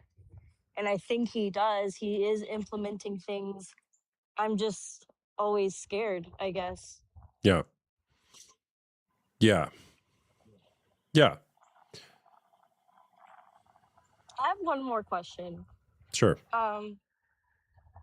When, because I don't really know how to go about it, but like while he's in recovery doing this, because he's setting boundaries with his therapist right now. Okay. Like to watch it once a week. And That's what you get. That's what you get from an $80 therapist, by the way. Oh my well, gosh. you don't think that's a good idea? No. No. If he goes to the therapist and says, "Hey, I need help to stop watching porn," and they're like, "Well, let's just watch less porn." Nope, you missed the point, therapist. I want to watch no porn, not a little bit. Because here's the thing, a little. You say like cold turkey is wrong too? No, I didn't say that. I said like not the way to go about it. No. There can be times where people just stop the behavior and they can experience periods of freedom or sobriety from it, but they're not actually changing anything in their heart. So behavior modification by itself is usually insufficient. Right? Or in the AA community, you might hear it called being a dry drunk. Okay, well, you stopped drinking, but did anything actually change? Right? There's no like internal changes happening. Yeah. Yeah. And so Yeah, I have so many questions for a therapist or provider who would recommend that type of solution. Because you got to look at the core issue of the problem with pornography is that it teaches you, trains you, reinforces in you to look at people as sexual objects and use them as sexual objects. So if you go from doing that 5 times a week to 1 time a week, you're still treating people as sexual objects. So the therapist is saying, just do that less. Yeah, it's okay to do that, but just do it less. Yeah. Right. Now, look, I also want to acknowledge, tapering down from something. I'm just a guy that talks about porn on the internet. There may be, research that indicates that can be an appropriate methodology. I want to put that out there, right? But in my point of view, we gotta not watch porn. Now, could we say, okay, well, what if you just masturbate and don't use pornography? Okay, I'm way more on board with that. Let's remove the porn and go nuts masturbating. That's not a recommendation. That's in theory, right? Let's try that. Okay. Because now we've removed the thing that is preventing intimacy from happening in our relationship. What about like comics, right? Like he likes like anime. Cartoon porn? How do you feel? It's still porn. Yeah, like how do you feel about that? Yeah, I still agree. porn. It's just a different medium. Well, again, He's like you're in this phase right now of trying to justify that. And I haven't really found a good response. I just Yeah. think it's still porn.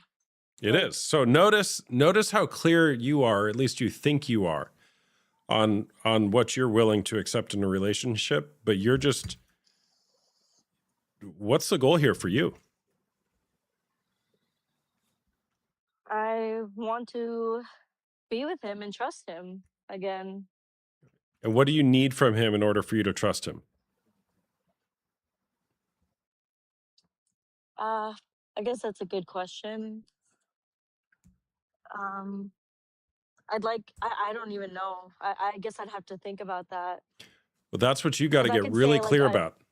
A year, I guess, even if I said like a year of like not catching him cross any of my boundaries and we're just good. What are your Like, boundaries? No cheating, obviously. That's not No. obvious. That's not obvious because he's cheated. Yeah, I guess that's fair. But he knows that if he does it again, like I can't. No, he doesn't. Obviously Because can't your behavior indicates that your boundaries don't mean anything. I'm sorry. Well, we did go like a whole month without like talking or being with each other. Like that was our break. And so that was him experiencing what life would be like without me because of his actions. Mm-hmm. And now I'm back in his life. And I think he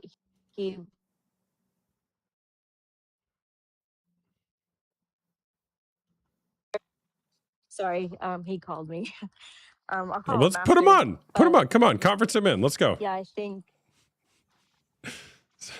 So send him a link. Are you Well, going I to tell don't- him? I don't know Are if I you going to can tell him even you say it had on this here. conversation? Yes, yeah, Okay. he is asking like how it's going right now. He just asked me not to use his name. Okay. He says, "Oh, he's like freaked out. I might have to let you go."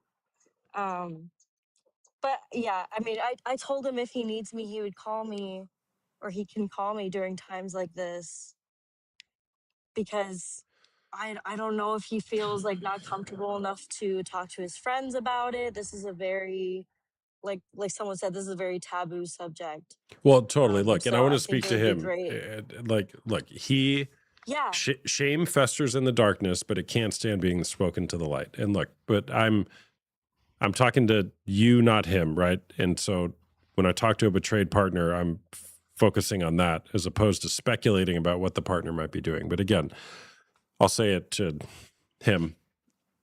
Whatever's going on for you, man, like you're not broken. You're not a lost cause. There's something that happened along the way that got you to this point. And even what you have said, Sheep, like there's a tremendous amount of shame involved. And oftentimes, particularly younger men in their early to mid 20s, it's like terrifying to tell somebody that they're going through this.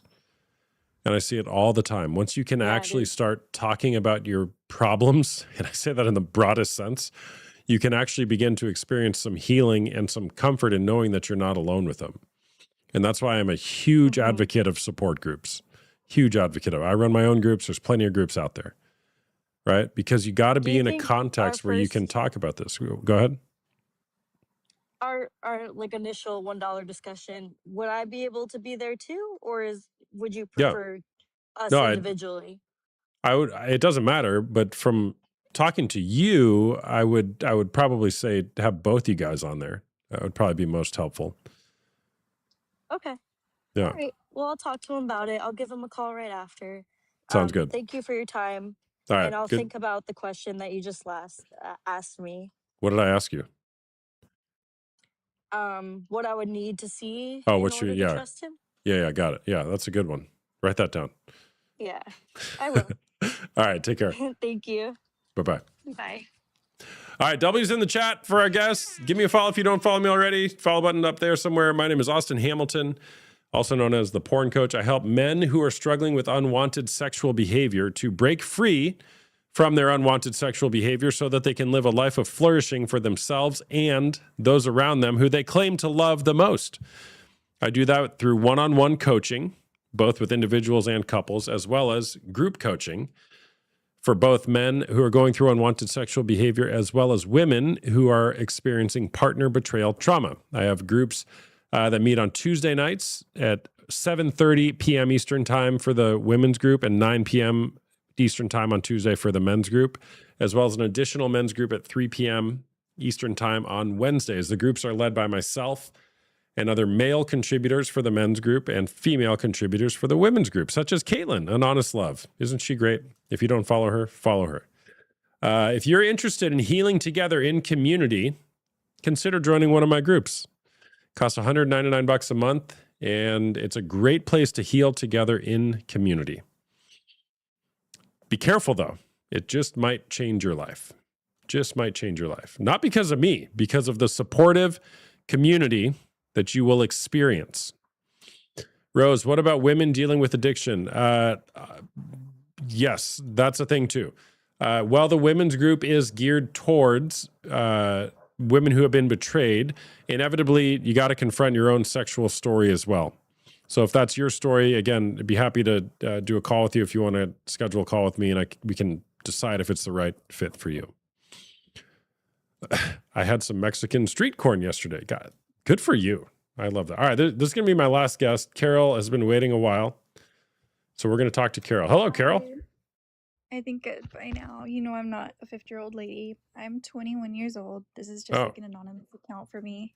Got it. You looked like a 50-year-old lady, but you don't sound like one. Yeah. It's just an anonymous account. Okay. Well, I'll call you Carol. Hi, Carol. Okay. Thank you. Hi. All right. What's going on? I forgot about my bird. He gets a little excited when I am on the phone. But I've been with my boyfriend for 2 years now, and we were sexually active like 4 months in, and then a year into our relationship, like I noticed that he did not finish the job anymore. So he would like remain like. Can I pause you right there? Yeah. I know how to solve all your problems. Get rid of the bird. That thing's driving you crazy. It's driving me crazy. Should I go in another room? No, it's fine. I'm only half joking. Okay. All right. So you noticed he wasn't able to perform anymore. Okay. And then a year in, he confessed that he was watching porn. And honestly, it broke me because I saw it as cheating immediately, and he didn't see it that way. So I was just explaining to him, like, you're literally, like, having this feeling about other girls, like, digitally. Like, I don't like that idea. He said he'll stop, and then he said that he was getting urges, and then, like, he started downloading, like, different apps to help restrict it. And then he told me that if he gets any more urges, that he would tell me. And then from there on, like, he didn't tell me if he was getting any urges. He's like showed me how the app works and how it restricts him. But now, like, in our relationship currently, like, he doesn't get it up anymore. And it's like he's gotten it up, and then, like, once I get on top, like, he'll lose it immediately. So it's like I don't know if it's like maybe he just doesn't find me attractive anymore, or maybe he's like he's watching porn again, or and he's not telling me, but I don't know. Yeah. All right. There's a lot there. Who else in his life knows that he struggles with pornography? Nobody else. Yeah, I could have bet $1 billion that was what you were going to say. No amount of accountability apps, porn blockers, or little tricks you do to try to prevent him to watch pornography are going to work. The opposite of addiction is not sobriety, it's connection with other people. He's got a secret that he's hiding, and he's now brought you in to be complicit with hiding that secret.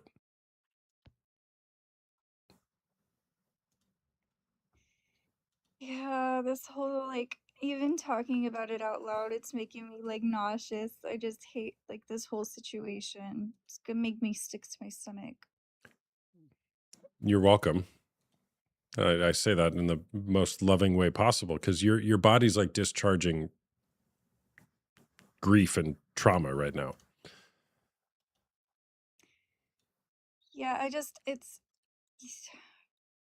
he's told me that he's like, I'm the first. Like, he's told me he's virgin. But it's like, how does he know when he knows how to do all this stuff? And I've asked him that, and he's like, oh, it's because I watched porn. It's because I watched porn. I've had an addiction when I was younger.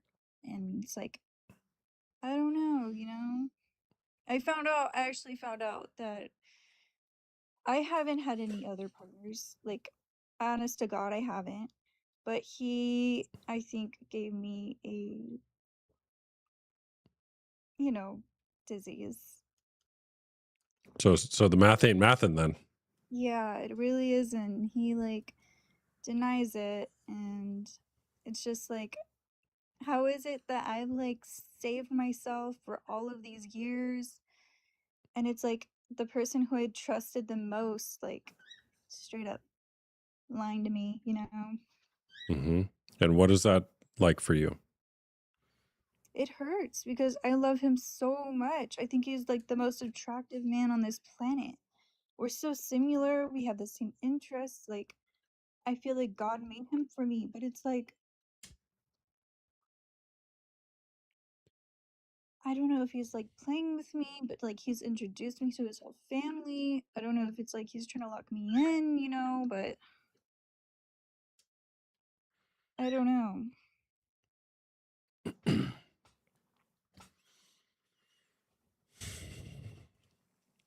What are you hoping for?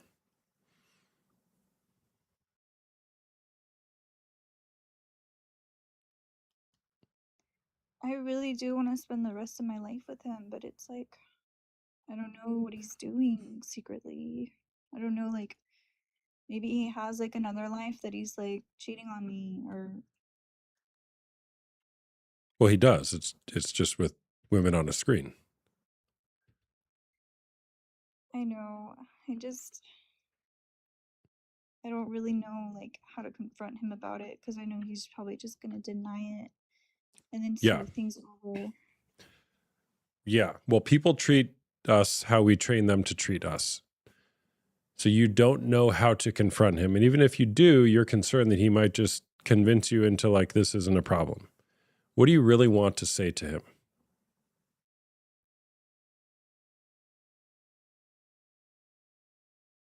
I do want to end it, but it's like, I know his family, his friends, like I talk to all his sisters, like we're really close, but I just don't know how to get out of it.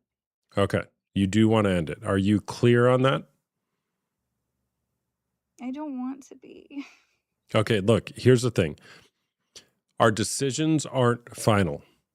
You can make a decision to end it, and you can rekindle it a month from now, 2 years from now, 5 years from now. Does that make sense? And it might be the most loving thing you can do to end it. Say, look, I love you. I want to be with you. And I believe that I deserve to be treated better. And maybe there's a possibility for us in the future if you get some help. Maybe we need some help. But for now, I'm not going to continue being in this relationship. I don't know if that's right for you, but you can do that. Just notice when I asked you, like, what do you want to say to him is the first thing you said. It took a minute, but the first thing you said was, I want to end it. How long has your body been saying that to you, that you want to end it? I think for a good year now. Like ever since I found out he had a corn addiction, I just wanted to like end it. Because I don't think that's like the way that I would like to be treated. But it's like he treats me good in every other aspect. But it's like, I don't know. It's just like, this is like the worst part of it.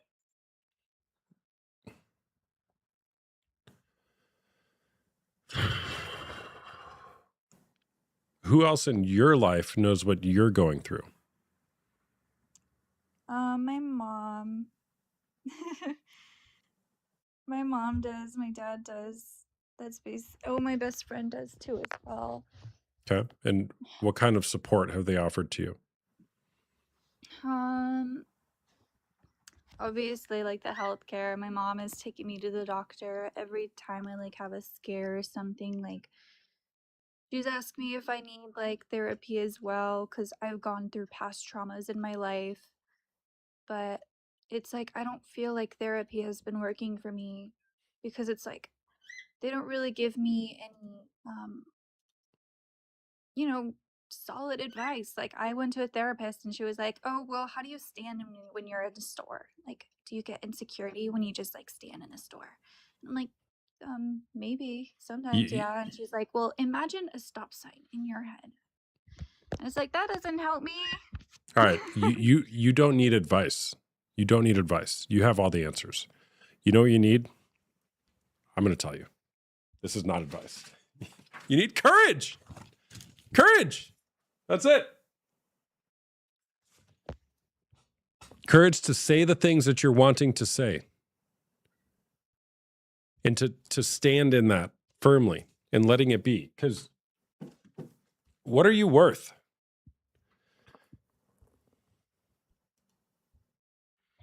I'm worth it all. You're worth it all. Exactly. Yes. That's the correct answer. Everything. There's only one correct answer to that question, and you nailed it. Are your decisions of how you are being in this relationship, in this situation, are they congruent with your belief that you're worth it all? No. No. Sure. Yes. So courage. I don't know what the next step is for you, but you do. I do. And what is it? It's to end it. To end it. Just free myself from it. But it's like, ugh. My mom's like trying to like get me to stay with him because she said that my dad cheated on her once and she's let it go. And she's like, he's still young, like he should be like picking it up, like you should be fine. And it's hard because it's like there's all these like vacations that our families are like planning, and then it's like, oh my gosh, it's so hard to like take you guys off the list, like don't like break up, don't leave each other. That's a terrible reason to stay in a relationship because somebody's family No. vacation might be inconvenienced. I know you know that, right? Like, I'm not telling you anything you don't know, but like, And it's just not know. like we have any kids. We're not married. We're young. We're like 2 years into dating. Yeah. Look, you like, okay, the the gift of desperation. There's a book called Facing Heartbreak that talks about this, that it could be the most loving thing that you could do for your partner to give him the gift of desperation, which is being very clear about what he is about to lose or informing him of what he has already lost as a consequence of his behavior. It could be the most loving thing you could do. And again, our decisions aren't final. It sounds like you really like him. You really want this to work. Great. It can. Right? But spoiler alert, marriage is really hard. It takes a lot of work. And assuming that you're heading towards marriage or something with a higher commitment, the whole game is to figure out how to deal with your issues, to communicate through it with one another. I'm obviously way oversimplifying it. I'm a big fan of navigating through really hard issues and getting to the other side of it. But more importantly, finding the deeper meaning in it so that you can continue building a life with the person who you want to be with. That's awesome. And it's possible. It won't happen if you guys both aren't intentionally engaging the relationship and dealing with these hard issues head on. Because you're withholding. In a way, you're not telling the truth. Does that make sense? Like, you're really wanting to say, I want to leave. I'm done.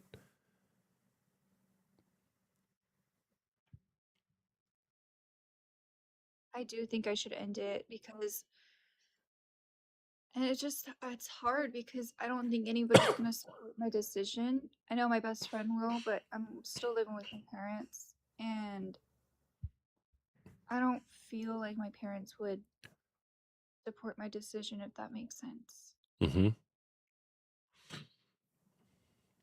It does make sense. And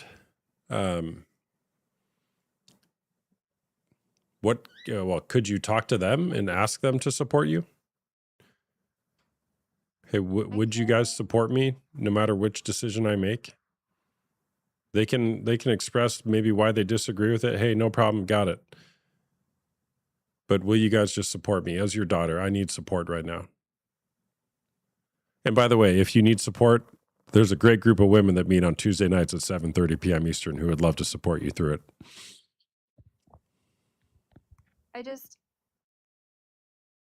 I always listen to your live streams, and I just felt awkward coming on here because a lot of women, like, they go through, like, I've been hearing like so many stories, and I just felt kind of like embarrassed like coming on here and having to like ask for advice. But it's like something I just like I really need, because I've been asking like AI bots like, what should I do, and they're like, talk to him about it, and it's like, I need more than that. Yeah, but like, you don't need advice. You could go ask people for advice and it kind of doesn't matter. You already know what you need to do. Your body's telling you that something's not right here, and you're pretty clear on what you're wanting. Just hard to do it. That's exactly right. And that's where courage comes into play. Courage, the ability for a brave individual to do something that frightens oneself, but does it anyway, regardless of the adversity, and grows stronger in the process. Courage. I got it tattooed on my hand. Courage. I need courage too sometimes. A lot of time I need courage. Thank you. I'm gonna hopefully journal about it. I've been journaling about like all of my situations lately, and I feel like it's helped a lot. But it's like for like affecting my workspace, where like, I'll come home like the next day and I'll go to work, and people like realize, like my coworkers realize, like, what's wrong? They always like ask me like, what's wrong after hanging out with him. like, oh, I didn't realize like my mood is switched at work Oh, after hanging out with him. But it's yeah. Look, again, what is the next decision you need to make? Consider that. Okay. You can, and you, again, our decisions aren't final. You just got to be, you have a ton of awareness around this, but you got to be catalyzed into action to continue going forward.